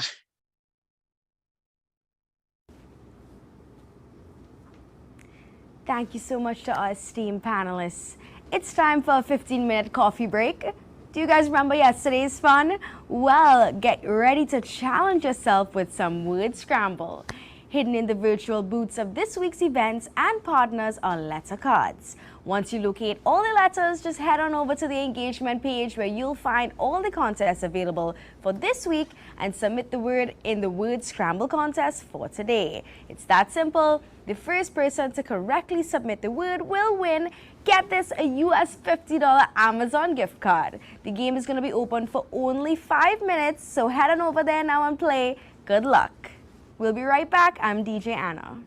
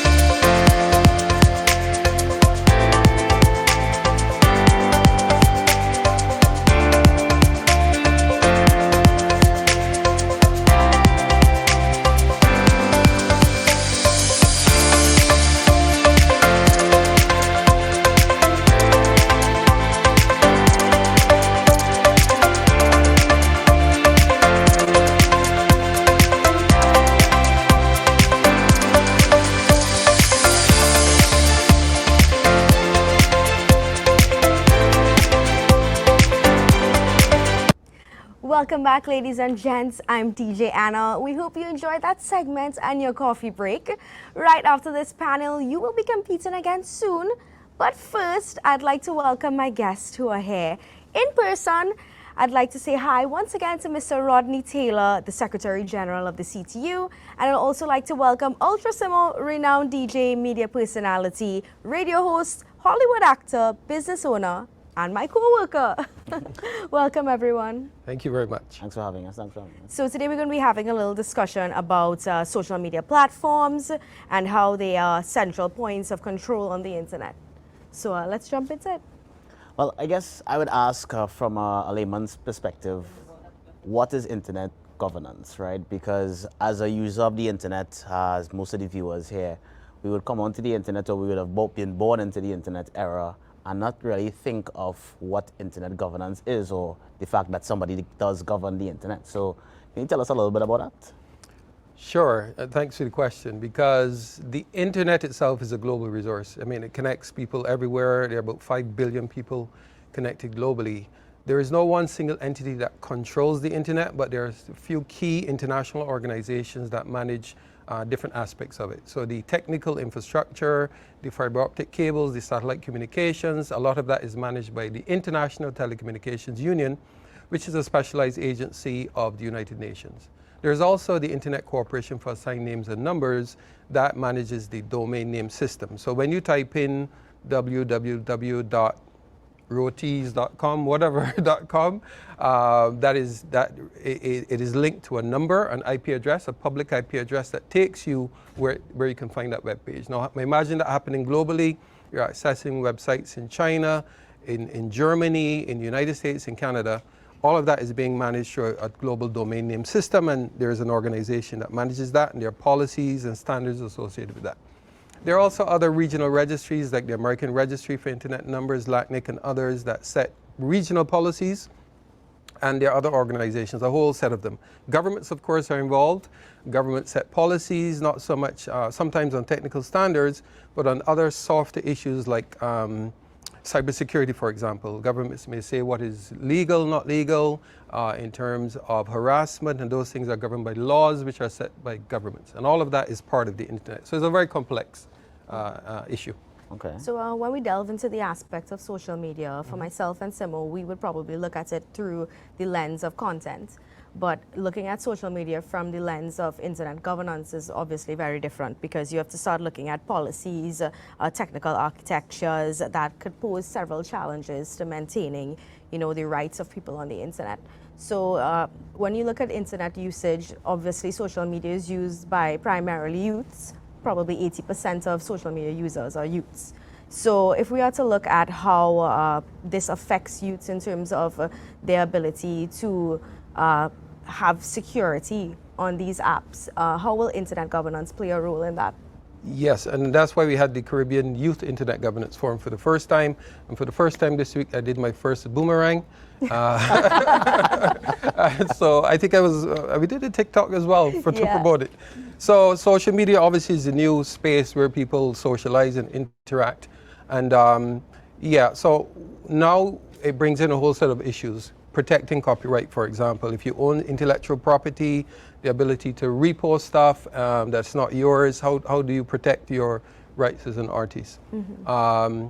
How do you even promote a business, for example, online, build up a social following and earn revenue through that? But also, how do you protect young people from harmful content? For example, from harassment, from fake news, from things that they should not be exposed to. Mm-hmm. All of those things are governed by policies, right? If there's no policy, if there's no legislation, then it's a free-for-all. And in a sense, the internet is sort of a free-for-all, because depending on what governments allow and not allow, even things like intellectual property, as I mentioned, that has to be protected by law, right? And yes, there are global frameworks that protect intellectual property, but locally as well, it has to be understood that the rights of artists are protected, and that it is their intellectual property, and therefore, even though you're on social media platforms, there are rules and standards and norms that you should abide by. Right, because because of adolescents' emotional volatility and their tendency to act impulsively. Oh, yeah. They are more vulnerable than adults. Techniques such as real-time bidding, location targeting, and dynamic creative ads that are usually tailored to their age categories. Exactly. So is there a policy that would have to be put in place to prevent this? So absolutely, you touched on a few things, like data protection, for example, is one. For those young people that give all of their information on social media, you know, there are people who've said like privacy is dead, for example, because everybody posts everything they're doing, right? If I'm having a sandwich on the avenue, your breakfast, right? It's there on Instagram, it's there on wherever else is posted. So people are tracking your, and the big tech companies also, because they track so much data, location, images, your connections, even transactions, and all of that is brought together, and so they create a digital profile of you. And therefore, how do you protect that? And we advocate for things like data protection legislation, so that even though the companies may not be operating here or registered here, they understand that there is certain protections that they have to give to their customers. Even though the service is free, still you don't want an invasion of your privacy. Right, because we were recently talking about TikTok. Right. And it being banned in India, for example. Yeah, because when we were over in India on tour, it was legal, and then like a week later, the Indian government shut down TikTok a couple of years ago. So each country, you would say, would have its own set of rules and policies. But my question is, who enforces these rules? As in, is it that there is an internet police, or you know, like who actually? Because in the Caribbean and Trinidad, we have a lot of rules and laws, but not all of them are actually checked on a daily basis. So there are certain things that the global community agree on, right? For example, things like child pornography, right? Everybody knows that that's bad, and therefore, international, if you go to an ICANN or ITU, that's something that there are resolutions that address that. There are other things that are not so black and white. For example, freedom of expression. Right? Freedom of expression. People, you know, US is big on freedom of speech, freedom of expression, but when does that go too far? When you're harassing people or you're spreading fake news and it results in someone being injured or killed as a result of this fake news. Right. So some policies are set globally. In fact, this is why we want to have forums like this, so that people understand where those policies are set, and people understand also that you don't have to be a technical expert to be involved in discussions around these issues of social media and harassment. Because ultimately, you also want to set global policy, but you want to impact local policy and legislation as well, so that your governments and other stakeholders are aware, your internet service providers are aware and agree on what is accepted socially. So does internet governance affect the performance of the internet to people? As in, a random person would take out their phone or would go on a computer, and their interaction with the internet, whether it's on the streaming platforms and to watch content, or just to find out what's happening in their community, or even to get their own news. Does internet governance play a role with regards to everybody's own experience on the internet? Absolutely. And so the experience, first of all, is what is the quality of your internet access? So if you're on a WhatsApp call and it's dropping every 2 minutes, that's obviously not a good experience, not a good quality. If you're trying to watch DJ Anna and DJ Simo and it's sticking and buffering, that's horrible. A problem, right? That's horrible. We don't want that. We want good, high quality access to you, right? So how are those things impacted? They're impacted by the implementation of things like internet exchange points, which really means that instead of traffic going out of the country, coming back in, it is routed locally where possible, and that allows like Google, Netflix to cache some of that content locally. So rather than streaming from North America, we're pulling that content locally. The experience is a lot better. So basically, your favorite show, instead of it being streamed from the US, it would be streamed from here in the Caribbean. Because they cache the content here. They want you to have a better experience as well. And therefore, how the internet is configured helps in terms of performance, in terms of resilience, if there's disruption on the international bandwidth, because the internet is really a network of networks. So network in Trinidad, network in Barbados, network in Jamaica, and how do we connect these efficiently so that traffic is routed in the most effective manner? Okay, well, thank you so much, Mr. Rodney Taylor, Pleasure. and thank you, Ultrasimo, for joining us. We really enjoyed that brief but informative discussion.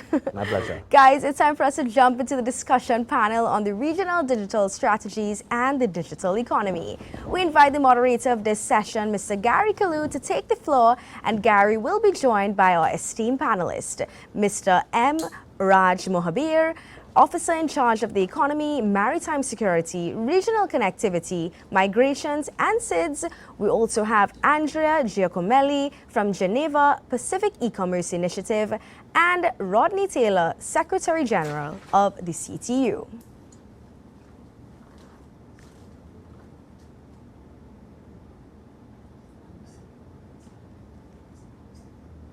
So yes, definitely we're going to enjoy this next panel, and we have Mr. Kalu who's going to be joining us very soon. I have Mr. Rodney Taylor here with me, of course, and he's ready for the discussion, so I'm looking forward to it.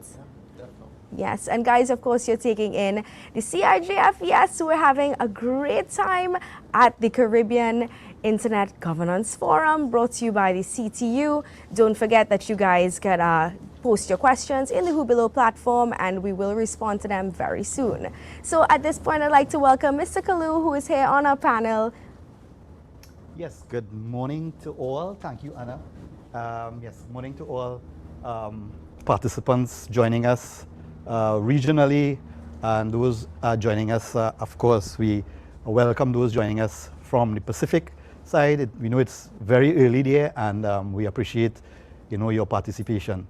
And yes, the next session is going to be a panel discussion on regional digital strategies and digital economy. And this is key. I mean, when we look at how we progress the economy and how we move development, one of the key aspects is to ensure that there are strategies, and more so as we move into ICT and digital environment, we expect that digital strategies will inform and will create the development and social inclusion that we need to ensure sustainability in our economy. So this is a very important area, and we now would like to invite our panelists. We have three panelists who will be joining us in these discussions today.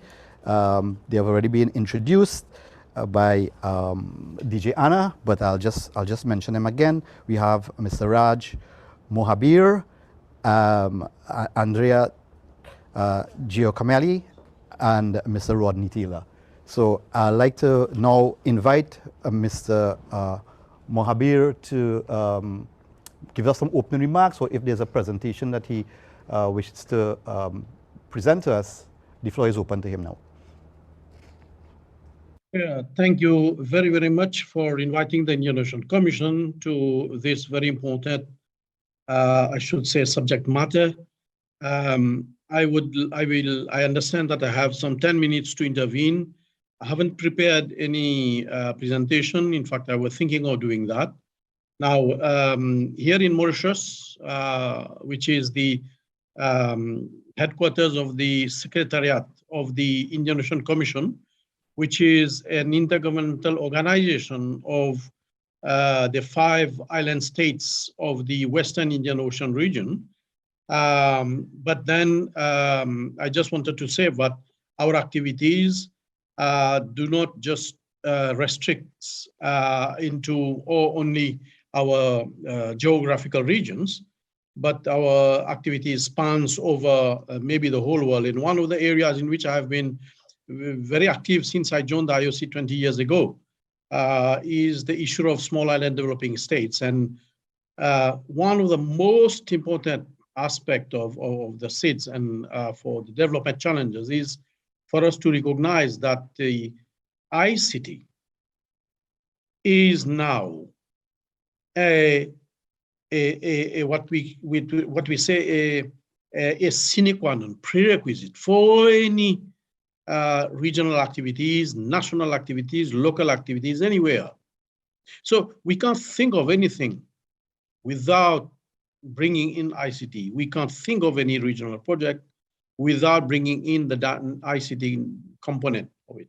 So ICT is in everywhere, and it's true, but for many reasons, we tend to take it as granted that, you know, we are able to, you know, manage, but whether we want it or not, we have to ensure that ICT is part of all our activities and part of all our actions.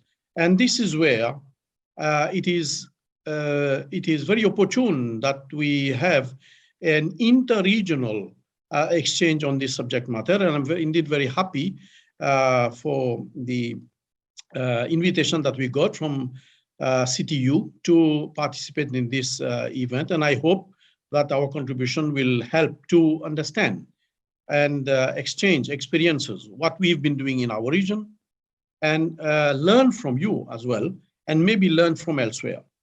Now, first of all, I think it's very, very difficult in our region, at least, to come up with a regional policy on ICT.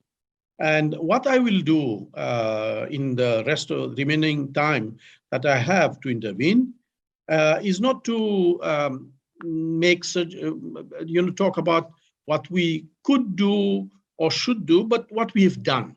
And I think this can lead us to think about what are the points on which we can exchange. First of all, this region, many of the island states, or all of the island states, and most of them are small island developing states, small economies, we had traditional IT companies which were dominant. And the tendency by all the government was to reinforce that dominance.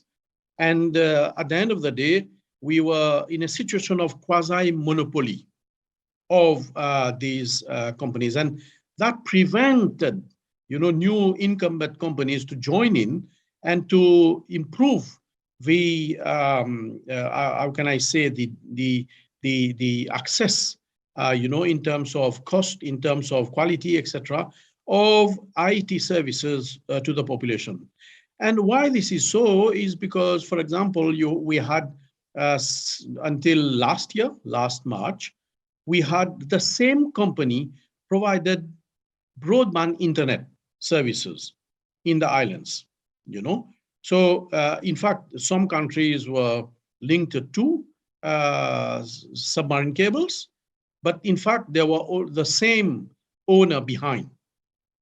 And this is what we tried to change. And, the Indian Ocean Commission, what we did, instead of speaking about it, instead of, getting the countries and the policymakers to be looking at these things, what we did is that we looked at the demand for, broadband connectivity for the future. Now, the situation was that we had the two, the cables.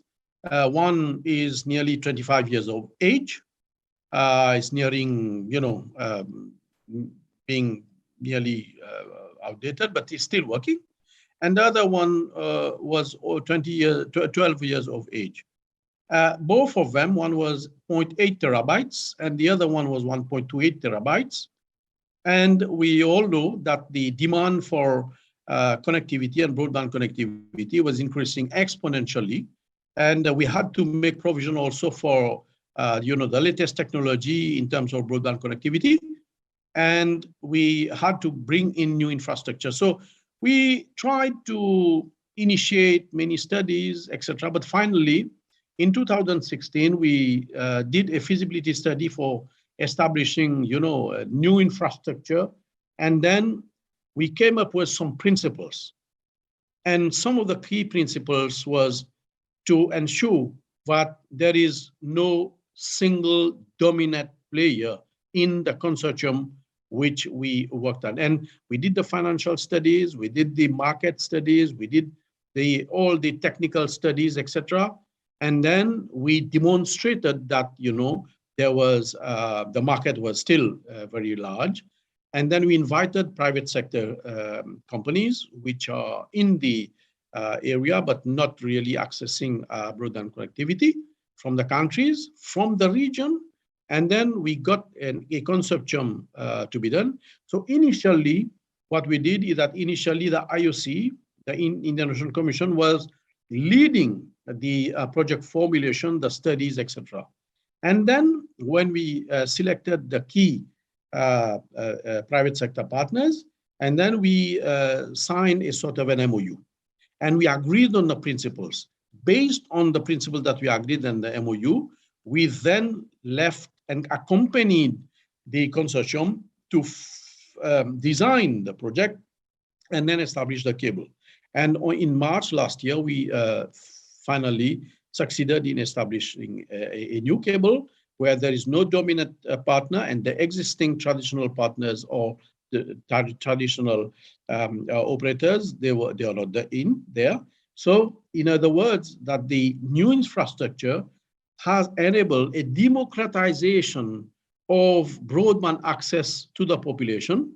So now there is competition and extreme competition amongst all the players, and hence this is one of the key actions that we did.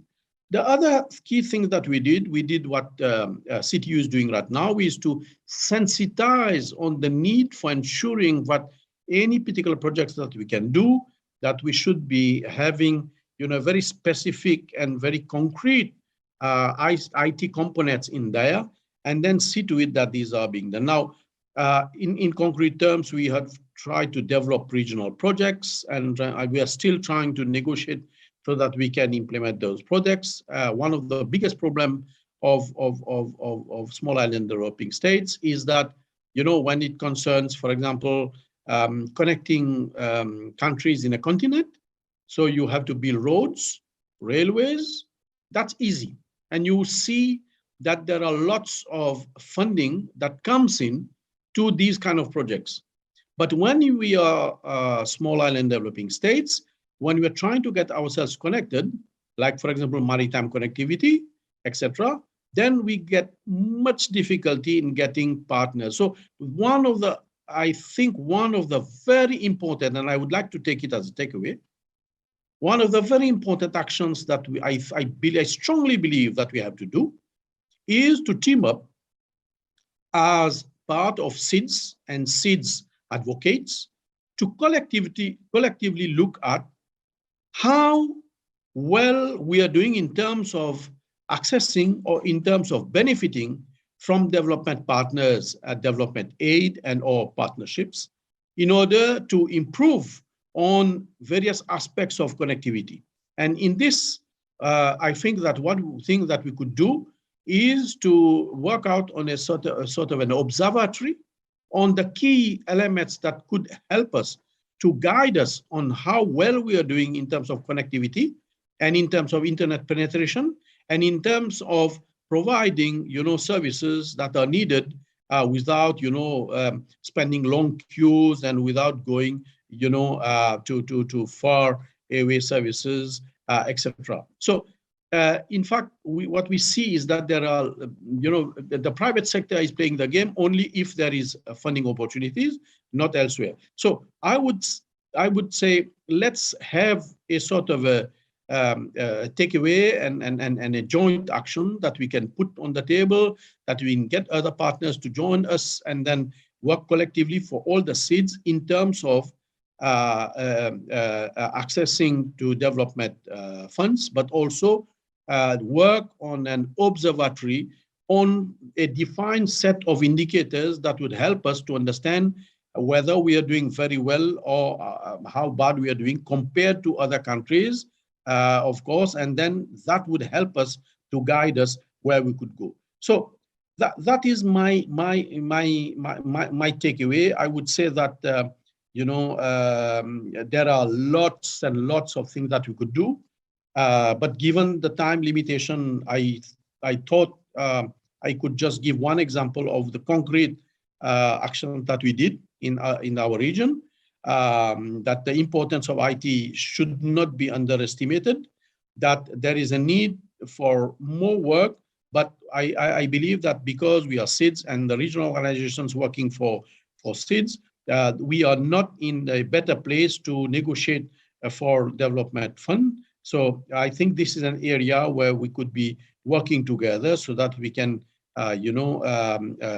see to it that, the region and all the seats are really benefiting and up pace with other more developed countries in terms of IT penetration. So two concrete takeaways. One is establish an observatory for SIDS in IT, and on other one, specifically look at, and maybe we can just include it in the observatory, about our how well we are accessing development funds, or how badly we are accessing, especially with respect to the penetration of IT in all of the spheres of regional, national projects and development strategies. So let me stop here just to be on time, because I have this very bad habit of talking a lot, and in fact I can take I would prefer to keep the time that can be allocated to me to respond to particular questions if you have.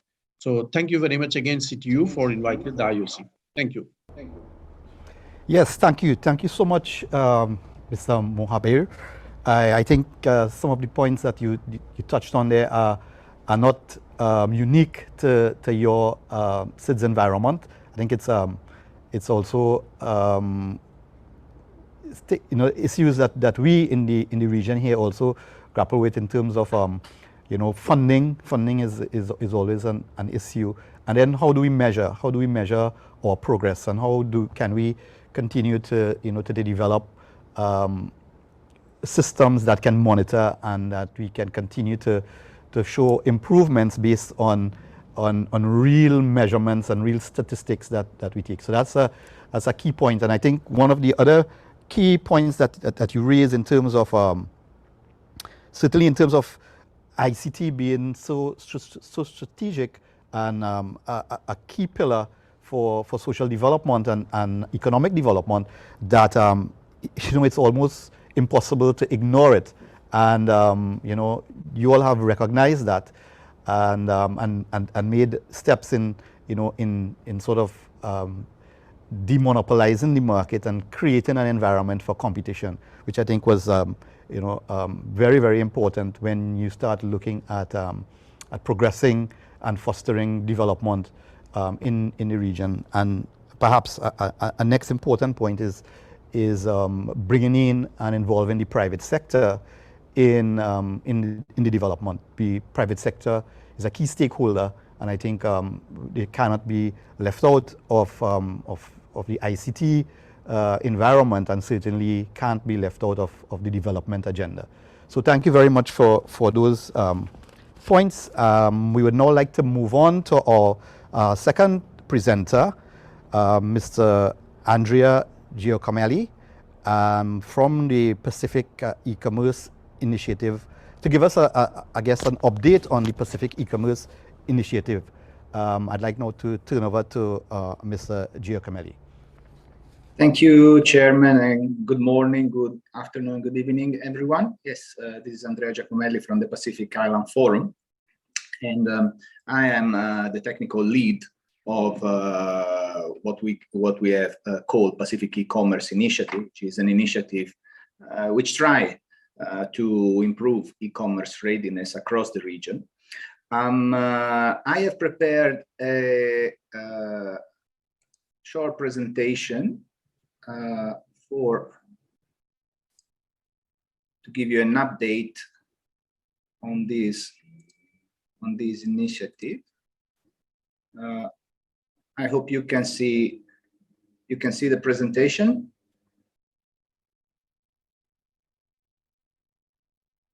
Okay, can you see the screen? Yes, we can see. Okay, thank you, Raj. Okay, so I used to start a presentation on the e-commerce initiative with this simple graph, which signals, if you see the red dots, I mean, you have on the horizontal axis the population of the world countries, and on the vertical axis you have the distance weighted over the GDP of each country towards the main markets. And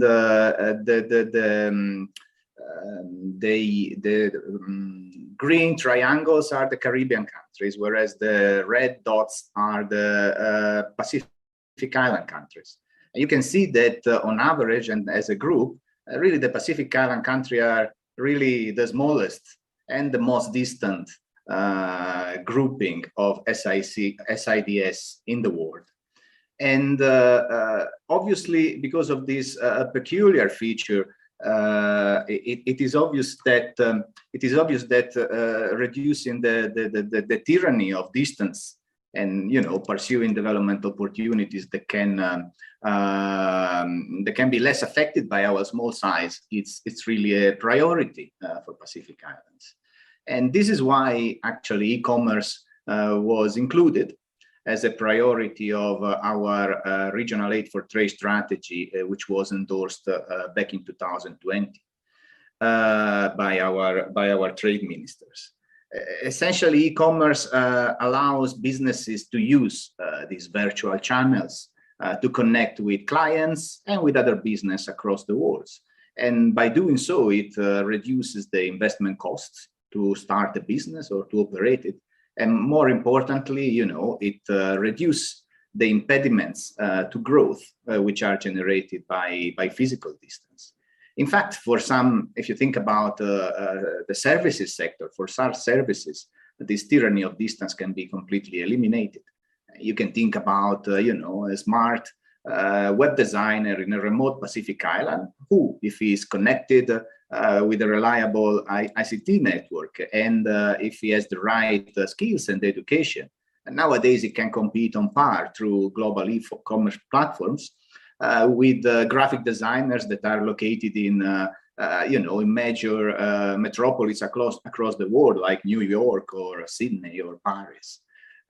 So this is really the reason why for the Pacific, e-commerce within the trade realms represent one of the top regional priorities. Now, regional work on e-commerce started in 2017 actually, and we commenced by undertaking harmonized diagnostic studies using a methodology devised by the UNCTAD, which assesses the e-commerce readiness of a country in 7 policy areas, including the policy development itself, the readiness of the ICT system, the ability of a country to undertake and process e-payments, logistics and trade facilitation for e-commerce, the legal and regulatory environment that the CTU was talking about, the presence of development skill programs to develop skills for e-commerce, and of course the ability to source access to finance for developing e-commerce ventures. Now, these diagnostic studies were undertaken in 11 of our 14 developing countries member between 2017 and 2021, and then in 2021 we used these assessments to inform a Pacific regional e-commerce strategy and roadmap, which was finally endorsed by our forum trade ministers in August 21. The strategy includes 54 measures, which cover the 7 UNCTAD e-commerce policy areas that I was talking about. And now that the strategy has been approved, the focus has shifted on implementation.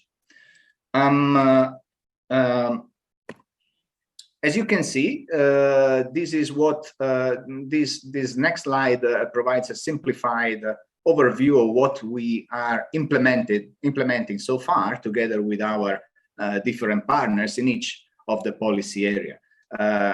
Given the limited amount of time, I won't go into details of implementation, but you can see that different partners and different implementing agencies were identified by our regional strategy as key implementing agencies in specific policy areas. And some of these agencies are already undertaken significant work, which is aligned with the recommendation of the strategy. These agencies include, for example, the United Nations ESCAP, which is undertaken readiness assessment in some of our countries, and it is promoting the joining of these countries to the framework agreement on facilitation of cross-border paperless trade in Asia and the Pacific. We have the E-Trade Alliance. It's a UN-sponsored alliance of global multinationals, which is undertaking work in the area of trade logistics, skills, and payments, and e-payments. We have the PPIU, which is the implementation unit of a regional trade agreement that we have just developed in the Pacific, which is doing work on policy development and strategy development, as well as on enhancing the readiness of the postal system for e-commerce. We have SPC, which is our top technical agency, which is doing work on e-commerce statistics. My predecessor was talking about the importance of measuring progress on e-commerce, and I can be able to show you, if we have time, what we have done in this area just recently. We have other regional agencies like Pacific Trade and Invest, which is our network of trade commissions, which is doing work on e-payments and skills development. And then different UN agencies, UNCTRAL, UNCTAD, UNCDF, which are doing work to implement recommendation in different areas. Now, also the Pacific Island Forum Secretariat, which is the agency that I represent, is doing specific work, especially in the area of policies and regulations, skill development, and e-commerce assessment. Just focusing on that, what we have done so far is we have developed and administered a regional training course for Pacific negotiator on e-commerce regulation. Once again, the present initial remarks from the CTU was talking about the importance of this national policy and regulation. But of course, these policies, national policies, are affected by the global environment in this area. And in the area of e-commerce, there is a lot of work going on at multilateral level, especially at the WTO, and so on different disciplines related to e-commerce. And is therefore important to provide our members with the skills to engage proactively in this discussion that happen at multilateral level. And that's what we try to do with this training course. After the development of the regional strategy, we are also supporting, together with our partners, the development of national e-commerce strategies, which are aligned with the regional strategy and which follow the same methodological framework. And obviously, harmonization of national strategies is a precondition for all the region to speak the same language and to improve and to facilitate intra-regional cooperation. On statistics, we have developed and just launched on the 24th of August, the first ever regional e-commerce statistical database, which includes 37 indicators on the enabling environment for e-commerce in the 7 policy areas for e-commerce that I was talking about. If we have time and you have interest, I will be able to show you briefly what this database looked like, maybe later. We mindful of the importance of e-commerce for private sector. We have also developed harmonized regional methodologies for providing businesses with simplified and practical toolkits aimed at helping our micro, small, and medium enterprises who want to start undertaking an e-commerce journey. We have also launched a regional grant scheme for e-commerce businesses aim at promoting indeed this online journey that I was talking about. This is what we have done in terms of implementation, but of course the PIPS, as the premier regional agency, has also been tasked to coordinate the work of all these different partners that are active in the e-commerce space. We are doing so through different tools. The first is the Pacific e-commerce portal that, as I was saying, was launched on the 24th of August. You can see the web link over there on the slide, and we can visit it if you like. If you want, I can give you a brief tour if we have a few seconds after in the question and answer sessions.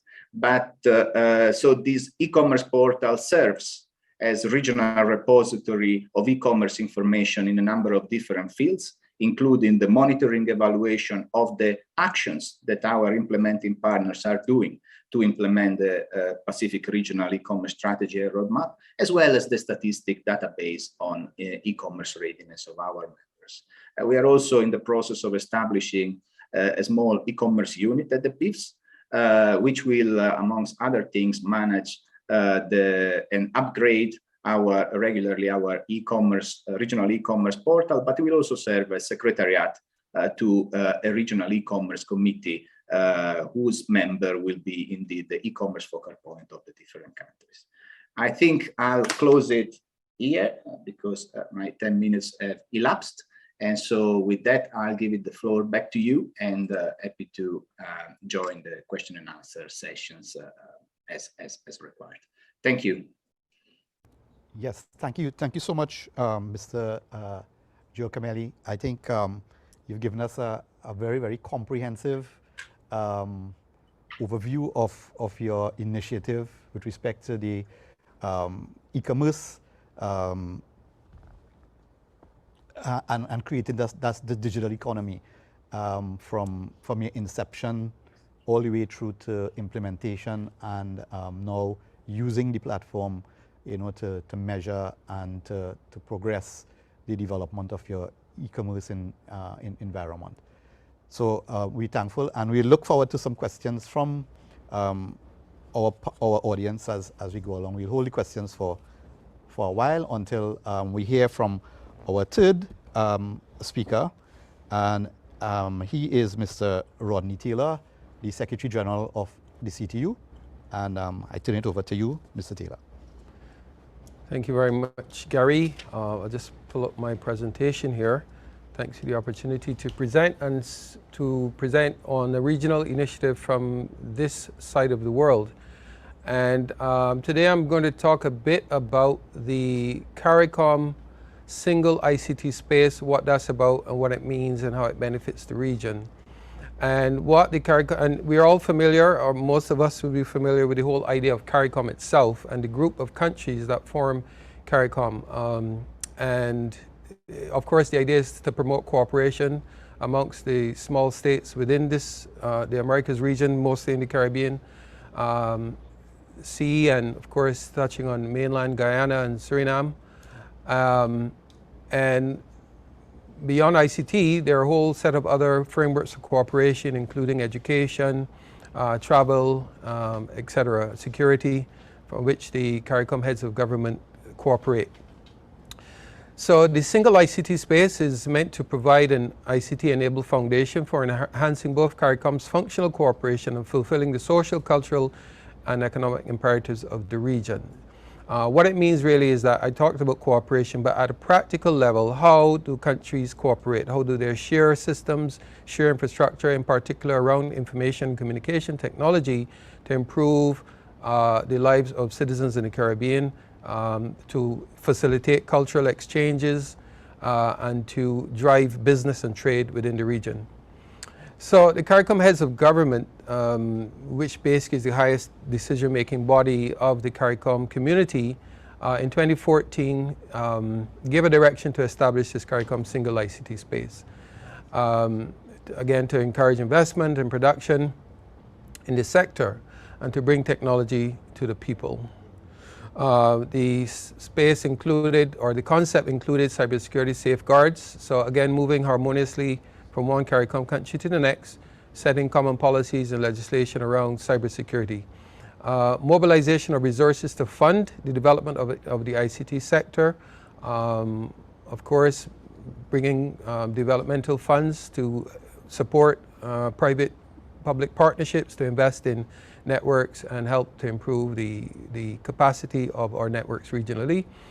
To develop the CARICOM digital agenda, and they requested a roadmap for the single ICT space to be completed by the ICT cluster of agencies. And the ICT cluster of agencies include the CTU, of course, the Caribbean Telecoms Union, CARICAD, the Center for Development Administration, the Caribbean Broadcasting Union, which deals with broadcasting policy and so on regionally, the CARICOM Secretariat itself, and the CARICOM Implementing Agency for Crime and Security, mostly looking at the cybersecurity aspect of it. So the details, the plan was developed by the cluster agencies, the vision and roadmap was developed. It took about 3 years to develop. So in 2017, the roadmap was developed and approved by CARICOM heads of government with a 3 to 5 year implementation time frame. And of course, the implementation would include institutions and national governments. So the vision was an ICT-enabled borderless space that fosters economic, social, and cultural integration for the betterment of Caribbean citizens. So just picture moving freely around, and I'll tell you about one of the important initiatives coming out of this that supports that free movement of people and data and communication services. So again, a harmonized ecosystem across all of the CARICOM member states, dealing with policies. Policies are critical. I was discussing this in our segment before about the importance of policies and how they impact, you know, from one country to the next, what is legal, what is not legal, or what is accepted, what is not accepted. Government policies that may promote trade in one aspect or another, and so on. The legislation, of course, that provides a framework for all of this to happen. Regulations that govern communications, of course, across every sector, financial services, information and communication technology, agriculture. There are regulations that govern the sector, and therefore how do we standardize regulations in respect to information and communications technology so as to drive and promote investment, because there's predictability as you move from one CARICOM member state to the next. Technical standards, again, on things like spectrum and things like internet traffic and routing. I spoke about IXPs and so on. Best practices, networks, and services. So this is really just going more deeply into specific aspects of when we talk about policies, laws, and regulations, in what areas. Data protection, intellectual property regimes, for example. Business facilitation, in particular in the ICT sector, how businesses are licensed to operate within the country, whether that's easy to do, whether that's difficult to do, to get a license, is it expensive, and that kind of business environment. A robust regional broadband infrastructure, so it is competitive. First of all, we ensure that there are no monopolies in any particular market that would stifle innovation, but that the market is competitive. You have, you know, different players competing for customers, and therefore driving innovation, driving down the cost of service. There's redundancy, so that there isn't widespread disruption because of one cable break. There's high capacity in the subsea fiber systems, again, because more and more as more people log on to the internet, you want to ensure that there's a quality experience across the board as you move from one Caribbean country to the next. In terms of a regional framework for ICT service providers and consumers, equitable and affordable access to ICTs. So yes, good quality, but it has to be affordable to everyone, or at least there needs to be initiatives that could possibly subsidize access if that is needed for a certain segment of the society. Minimization and elimination of mobile voice and data roaming charges, and that's the one I'll tell you about afterwards, because that's something that has been delivered and much to the benefit of our citizens. I will move on to regionally connected government networks. So on the government side, of course, governments play a very critical role in driving business, in providing public services, whether it's your driver's license, your passport, a police certificate of character, you know, any number of licenses to operate. And therefore, how do we modernize government systems and networks to enable the delivery of those public services? And also to facilitate regional interconnection and data transfer. So not only are we talking, if we're really serious about developing and building a regional economies, and CARICOM itself There must be networks that are interconnected. There must be networks that facilitate the transfer of data and sharing of data. And I am familiar with such networks that already exist that facilitate the movement of people, for example, as they travel on airlines, the ability to clear passengers ahead of time and so on through a harmonized information system. E-delivery of government, social, and commercial services. Of course, on top of that infrastructure, the applications that support the delivery of the services that I mentioned.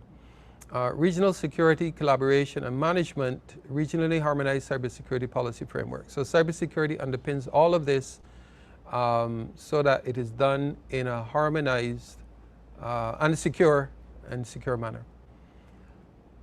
I think I have, okay, so that was the last slide. And that sets the framework for what this whole, and you can stop sharing, what the whole CARICOM single ICT space is about. I'll speak very briefly on the issue of elimination of roaming charges. And just last year, we initiated discussions with the two major service providers within CARICOM, Digicel, and Cable and Wireless to negotiate the drastic reduction. Of course, we ultimately want to see the complete elimination of roaming charges within CARICOM so that I can leave Barbados or leave Trinidad, go to Jamaica, and I'm roaming as though I'm at home. And as one Prime Minister stated, we want to roam like at home because we are at home within the CARICOM space.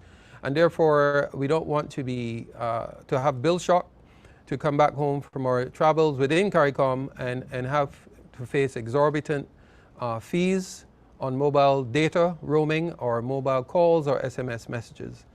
We know that connectivity is critical, and therefore we want the freedom to move, the freedom to communicate, but not have excessive charges. And we're able to successfully negotiate with the main providers and the other providers coming on board, and that is something that has already been implemented. What we're moving now more closely towards is the harmonization of the regulatory framework. The CARICOM heads of government have asked us to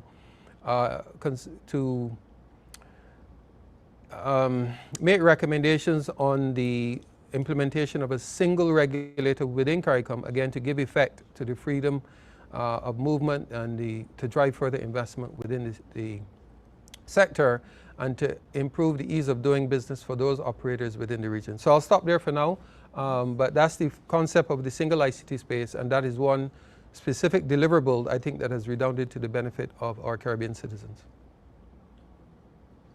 Thank you. Over to you. Good. Thank you. Certainly, thank you, SG Taylor, for that insightful introduction and certainly well prepared description of the single ICT space and what it entails, and also giving us some projects that have been already ongoing with respect to harmonizing the regional space with respect to the single regulator, and also for looking at the movement of people and the cost of roaming fees, certainly bringing that into some sort of harmonized rate across the region. So those are two areas that have already been addressed, or at least in the pipeline, in creating the single space. I'd like now to open up the floor for some questions, and I believe we do have some questions from our audience, so we can quickly look at some of the questions that are coming up. And we have a question from Janelle Lake, and I guess she asks, how are interested individuals in the community involved in the work? So how are we engaging, I guess the question is, how are we engaging civil society and individuals in this, in creating this, the regional strategies? Are we, how are we involving them in the process?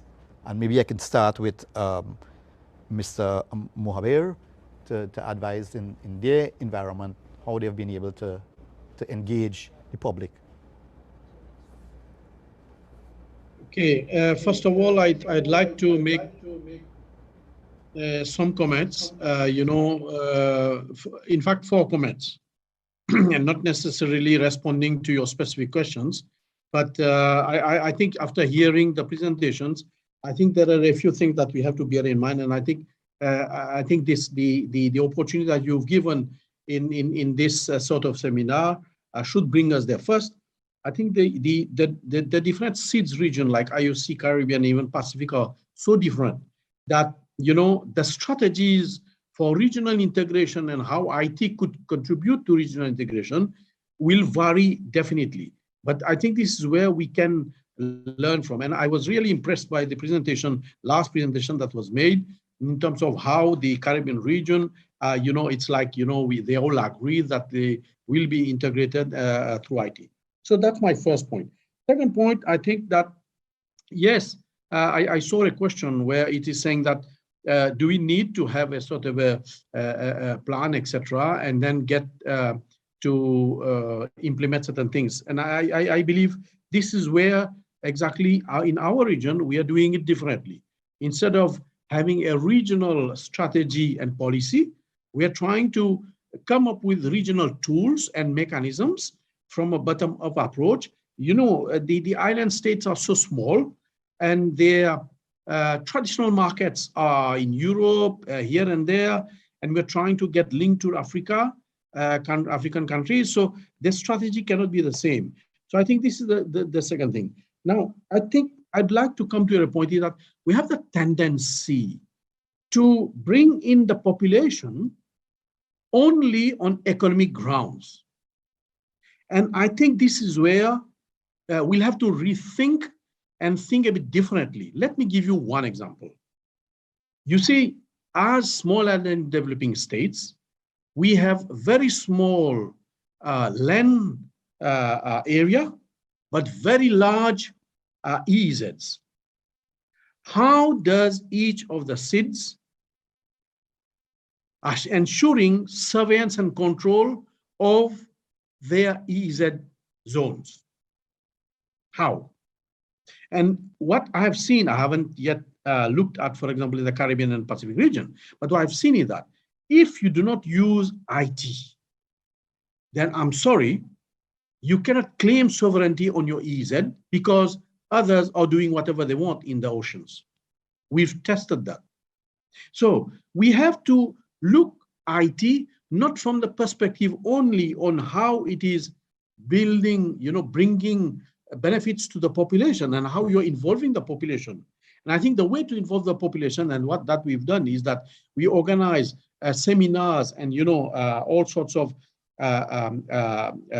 events, like, for example, promoting a certain competition and supporting them at regional level on developing particular tools that can be used by the population, or as I said, that for example, we can support the development of regional associations of IT users, IT companies, IT sectors, and get them to be together. Like, for example, we did an inventory of all the IT operators in the region and all the IT promoting associations and NGOs that are working, and then bring them together. So what I'm trying to say is that there are various ways of looking at that, but one of the key things is that we should not be having an economic perspective only, because some of the things are not really economic. Like I said, how do you ensure that you are doing a good surveillance and control of the activities in your EEZs?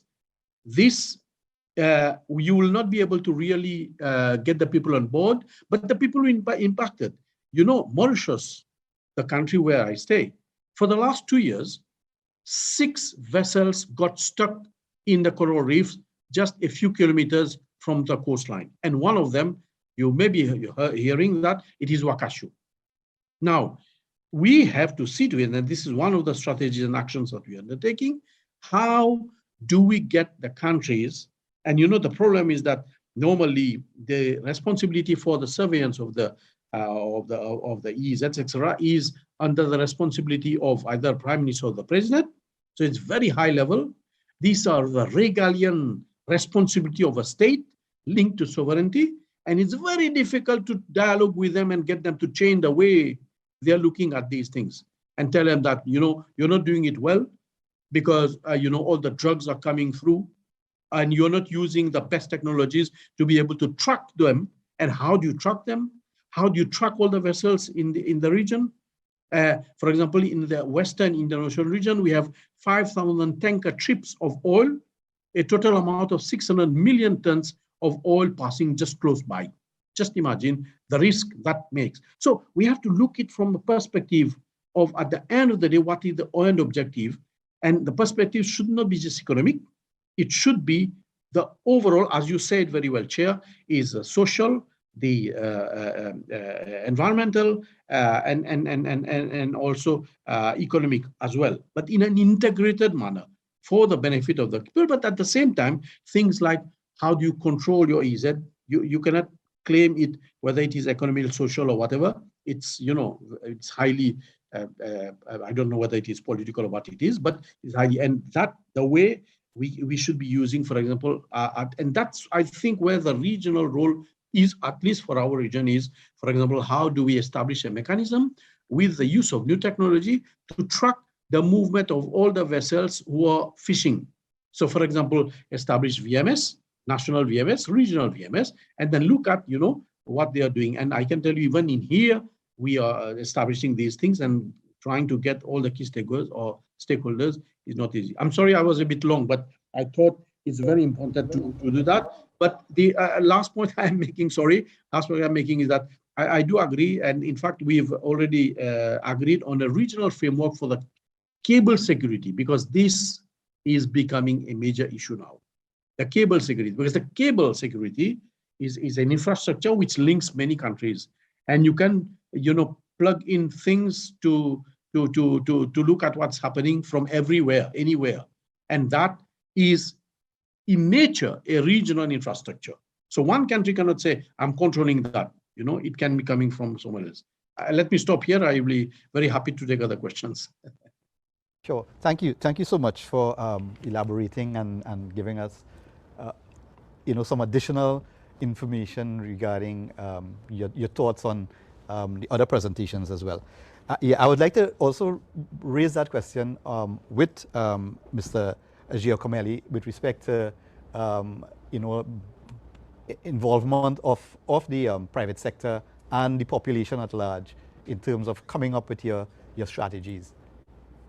Yes, thank you for the question. I mean, I think my general observation here is that, like we were saying at the beginning,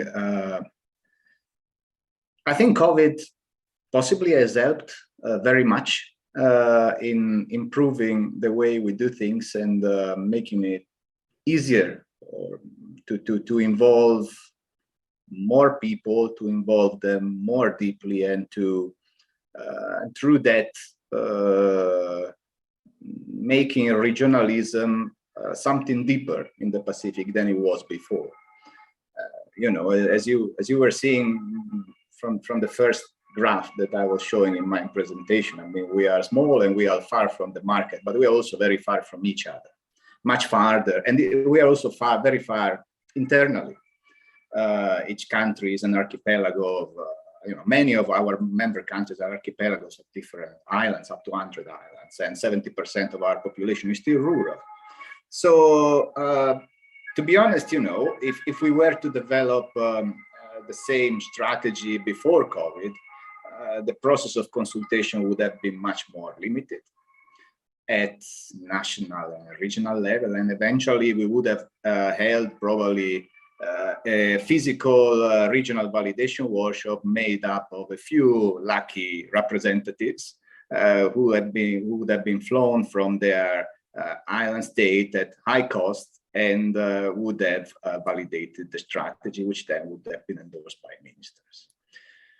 Thanks to COVID, we were forced to go virtual, and the ICT, in the same way as it's helping, like my predecessor was referring to in the area of monitoring the phishing. It has also helped in the way that we can involve people who were not normally involved before. The consultation undertaken for our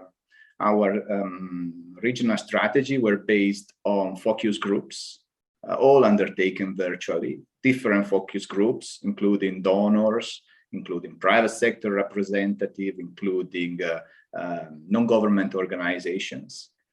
And this focus group, when then consultation with it, when in addition to the focus group, we did online surveys. And these tools were available before, simply we weren't used them, as intensively as we were forced to do because of COVID. And eventually, this consultation touched upon, generated inputs from about 200 participants, 200 people for the strategy, substantial input. And eventually the strategy was shared, the draft strategy was shared and then validated through a regional workshop, which was conducted over 3 days, all virtually, and which was basically open to everyone who was consulted before, whether it either had responded or not. We created these breakout rooms so that each group, each person could have joined the discussion on the chapter with regard to the area of expertise that he was able to contribute to. And during this, and thanks to this workshop, this workshop so led to a validation of the policy of the strategy by around 240 people. If we had done this before COVID, probably would have been 20 in a room validating these documents and sending it to ministers. That's the reality. And to me, if as we learn doing virtual thing better, I don't think that the virtual experience is at detriment of the depth of discussion. It's just a matter of learning how to use the tool better. But the reality is, should now that COVID is over, come back to the way we were doing things before? I would say no. I would say we should continue to pursue the way that we are doing, because for regions such as dispersed and where transport is so costly, there is no other way to give a real meaning to the words of consultation and regionalism. So my personal opinion is that the experience was very good. The involvement was very good, thanks to the ICT use as fostered by the COVID pandemic. Yes, thank you. Yes, certainly we're moving to a more hybrid, events now where you can have both in person and online, using the technology to participate as we are doing here now. And also, I think it is important to have your public buy-in as well as get their feedback, because at the end of the day, you're developing policies and strategies that will have to be, I guess, also used and taken on board by our citizens and our public. So it's important to get their buy-in as well. But I heard and Mr. Mohabir had made a point about small island states and having so many different sovereign states that and it dawned on me that certainly you will have challenges in coming to consensus and to harmonizing policies across a wide cross-section of sovereign states. So how in your jurisdiction did you deal with coming across and ensuring that there was consensus when you have so many diverse and perhaps people at different stages in development in their e-commerce environment? How was it possible to come up with a strategy for your e-commerce? Well, I suppose that like any strategy that requires compromise, not everybody was agreement with the initial recommendation. We went through a consultation process and we tried to find a common denominator, which we eventually submitted to our ministers. And that was in general what what we did in terms of the strategy itself, which is not a legal document. If you talk about instead, and so it provides high level, recommendation that then when you go into implementation, they may face some problems in terms of harmonization. Now, in terms of legislation, because you were referring to this harmonization of rules, there are some recommendations in the strategy which concern legislation. And our recommendation there, and as a regional agencies, what we are promoting is obviously not identical pieces of legislation, but we are promoting the development of model legislation that can be tailored to the specificity of each country. In the specific case, we are very much relying on a partnership with UNCTRAL. UNCTRAL has developed top-class model legislation on many aspects of e-commerce, and we are promoting UNCTRAL to go to the different members and to promote the development of e-commerce transaction laws, which are based on the same, indeed, model legislation and convention on e-commerce. So that's, if you like, what we see as a practical implementation of the concept of regionalism in our region with regard to certain pieces of legislation. We have also in place, of course, e-transaction laws are not the only one that are relevant to e-commerce, as our partners from CTU were referring to. There are many other pieces of legislation. We are relying on a partnership with UNCTAD,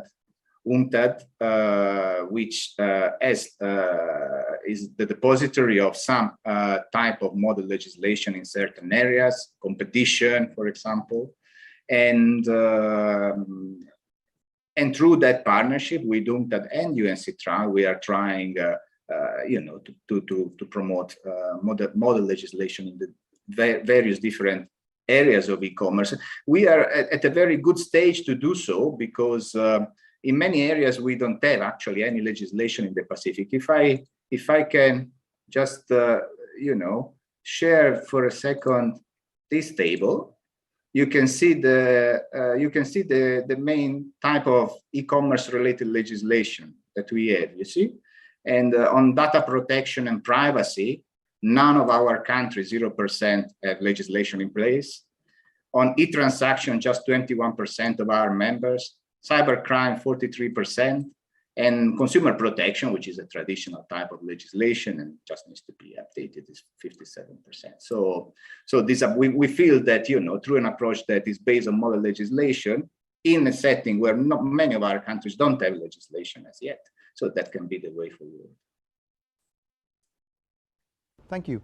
And maybe I could bring in SG Taylor here into the conversation now to give us some idea as well as to the progress of the single ICT space and some of the challenges as well that have been facing its implementation.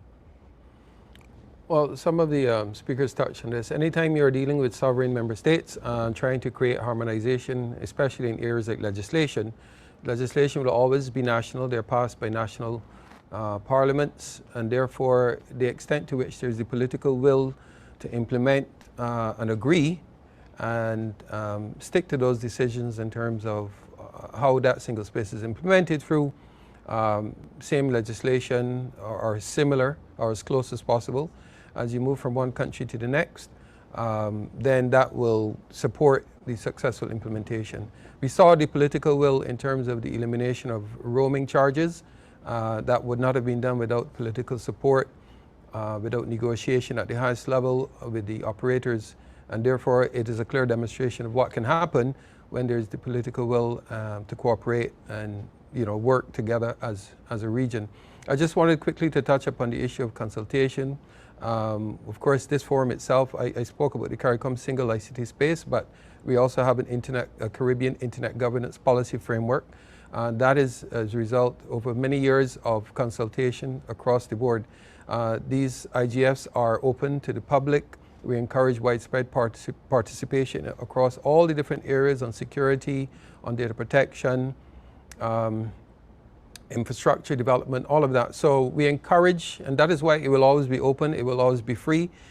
We will always use any means we can to promote so that we have the non-traditional stakeholders involved and they can come and share their perspective. Because if we're developing policy that impacts people, we want to hear from them so that those concerns can be factored into the policy. Thank you. Good. So we move on to another question, and we have a question from Mr. Tracy Hackshaw. And his question is, what type of synergies do the regional orgs see between their bespoke digital strategies, and what learnings and best practices do you think each of the SIDS region can share with each other? And he says perhaps this IGF can be the beginning of a mutual digital cooperation between the SIDS region. And maybe I'll open it up to Mr. Mohabir to provide some perspective and thoughts on this question here by Tracy. Yeah, I think that there are a few things. First of all, I had already mentioned what I believe really that an observatory, establishing an observatory will be key, because that will enable us to understand how we are doing with compared to each of the SIDS in one region and in the different region, and also with other developing countries. So I think that will help to understand. That's one. And then if we can do it and then publish it, that would mean that will incite many comments, many discussions, that will push and provide a sort of a how can I say, a thrust for policy making for countries to improve. Or it will also indicate where we would need to reinforce, ourselves in particular areas. So I believe the observatory as one theme, as an inter-regional tool may be of help. That's one. I said already, secondly, about, and maybe we can include it in the observatory, about the ability of the SIDS to be able to access adequate funds to achieve what they want to achieve in the development objectives related to ICT. So that's second. I think that we can, based on that, we can have some best practices and worst practices, things that we should not be doing and things that we could do. Then we can put it on the table and then exchange on these. So I would suggest these 4 areas which could be the opportunities for us. And maybe I would suggest from here, we take it as a takeaway, but maybe our friends from the PIF and from the Caribbean, maybe if they agree, then we should establish a sort of a working, working modality. Like, let's agree to have one focal person in the PIF, in the CARICOM, at the IOC. This is key. That concrete next step is the key. Do we do that? I will be happy from the IOC to be the focal person and then discuss with you.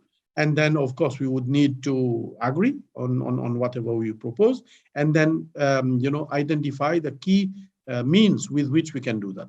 So 4 themes, and then right away, right now, agree that let's agree who will be the focal person. If not, we will end up, and then we'll forget each other, and then we will get lost. So these are my proposals.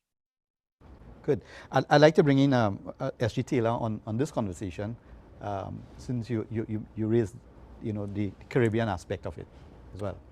Sure, and let me thank Tracy Hackshaw for the question, and I have to call him out because he has been instrumental in promoting SIDS within the IG space for a very long time, and this is, he's been working with the Dynamic Coalition within the global IGF, which has been doing great work in consolidating views within small island states. So thank you for the question, Tracy, and thank you for your work. And you're not on this panel for various reasons, but I'm sure that you have a perspective to share as well.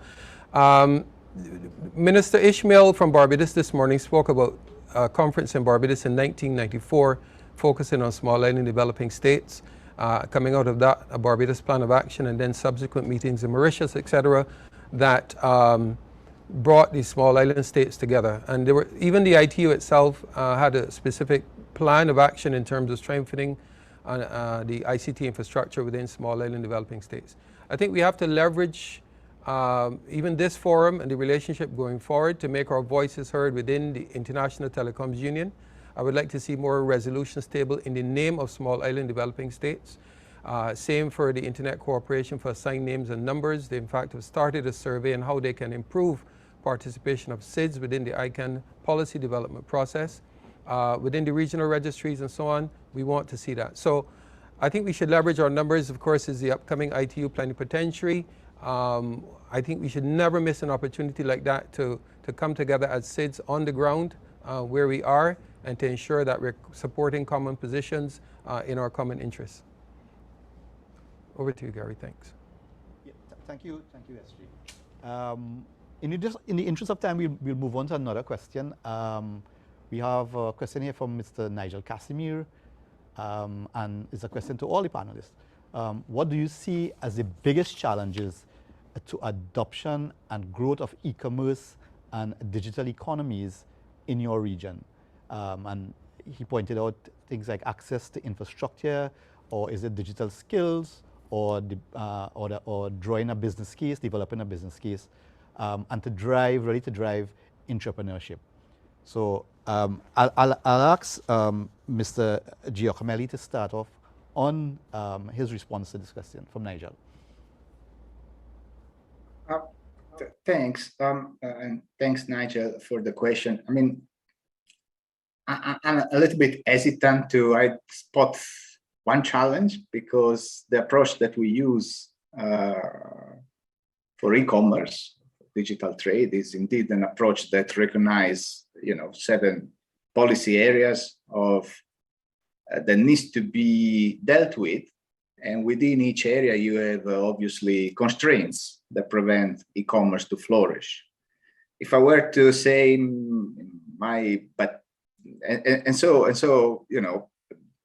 identifying the top one, well, it's, even if you address the top one and you don't in one area and you don't address the other in the other 6, probably you won't get the enabling environment you need. So I would say a holistic approach is recommended in this area of e-commerce, as indeed pursued by the Pacific methodology, which is itself, reproducing the methodology of the United Nations Conference of Trade and Development.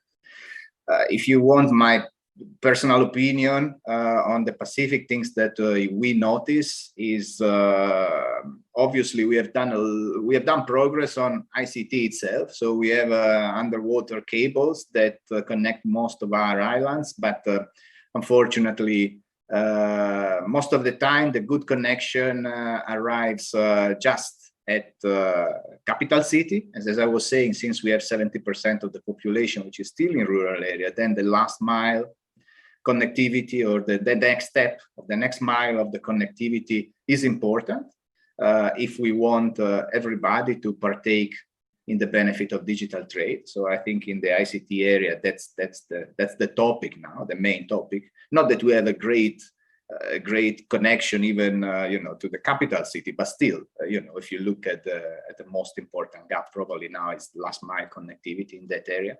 Obviously, the skills. With good internet connection and without the skills to engage in digital trade, you end up just browsing Facebook and being a consumer of internet.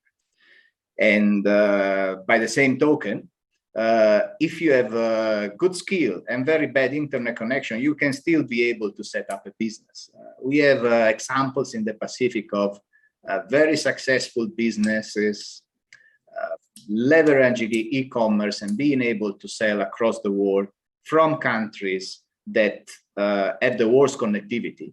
And that's simply because the business owner has a good idea, has a good understanding of how the e-commerce business environment works, and is able to leverage all the tools that are available, from marketing for e-commerce to the logistical options to make sure that your goods are in the right location to be shipped to potential consumers. So fulfillment centers is able to set up to face the issue of payments that we face in the Pacific by setting up bank accounts in different countries so that he has access to payment gateways and what you have. So the skills, obviously, if you don't have those skills and you just have a good connectivity in the country, that wouldn't allow you to do good digital trade. Then, of course, the regulation, we were talking about it, you need confidence for our consumers and for consumers overseas, that if they will trade with us, they will be protected. The data won't be stolen. They won't be subject to fraud and what you have. And so, obviously, the move from physical to digital transaction raise all these new questions that just can be dealt with through appropriate regulation. There are many other issues, but I would say definitely, probably, if you look at the basics, really, last mile infrastructure and skills are probably the top area where we should focus our attention. But not to say that there are no important constraints in the other areas. E-payments is still a big problem in the Pacific, especially because we have most of the people that are unbanked. Mobile payments for e-commerce platform through mobile money, it's difficult. There are cases in the Pacific where we are, for example, supporting local e-commerce platform to upgrade in order to accept also mobile money. These are kind of we have good results in some countries, and so challenges are everywhere. But probably last mile connectivity and skills, yes, without those, you won't give access to the majority of the population. You wouldn't be able to set up a business. Good, thank you very much. I thought I had time for one more question, but for to give the panelists a minute each to sort of wrap up, and give some closing remarks. So I'll start with Mr. Mohabir for just some closing comments and some closing remarks, please. First of all, I'd like to really thank CTU to have given us the opportunity to participate in this meeting. I would like to just summarize a few points that I made, and I would like to underscore the need for cooperation across the regions, which is the basis for this event, and in which I believe really that we have to take up on. But I'd like to focus on one particular point, the proposal that I made about the observatory. You see, if, for example, we want to go in international fora, talk as one voice for all the SIDS, on the basis of what? And this is where I'm saying, but an observatory is key, because the observatory will help us to understand, get the same sort of understanding on what are the issues. And then that will enable us to know, yeah, these are the areas which really we need to get ourselves together. That's key. So for me, I think it's very important for us to look at and strategize on the best way the SIDS can go in the international fora. I've been following the conferences of the SIDS, and especially, the Samoa Pathway, the Mauritius Strategy, etc. Since Barbados, I've been looking at that very closely.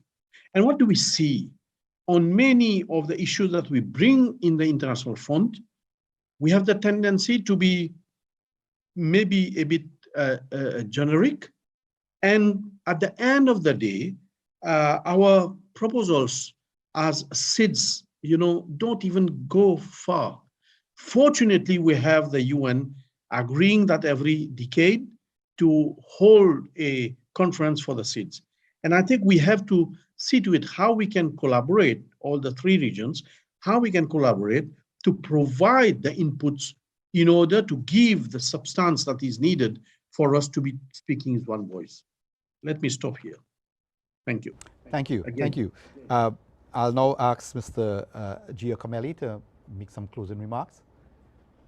Yeah, well, thank you very much, first of all, for the opportunity to present update on our initiative. I think this forum is a good starting point for cooperation between SEEDs, and we have had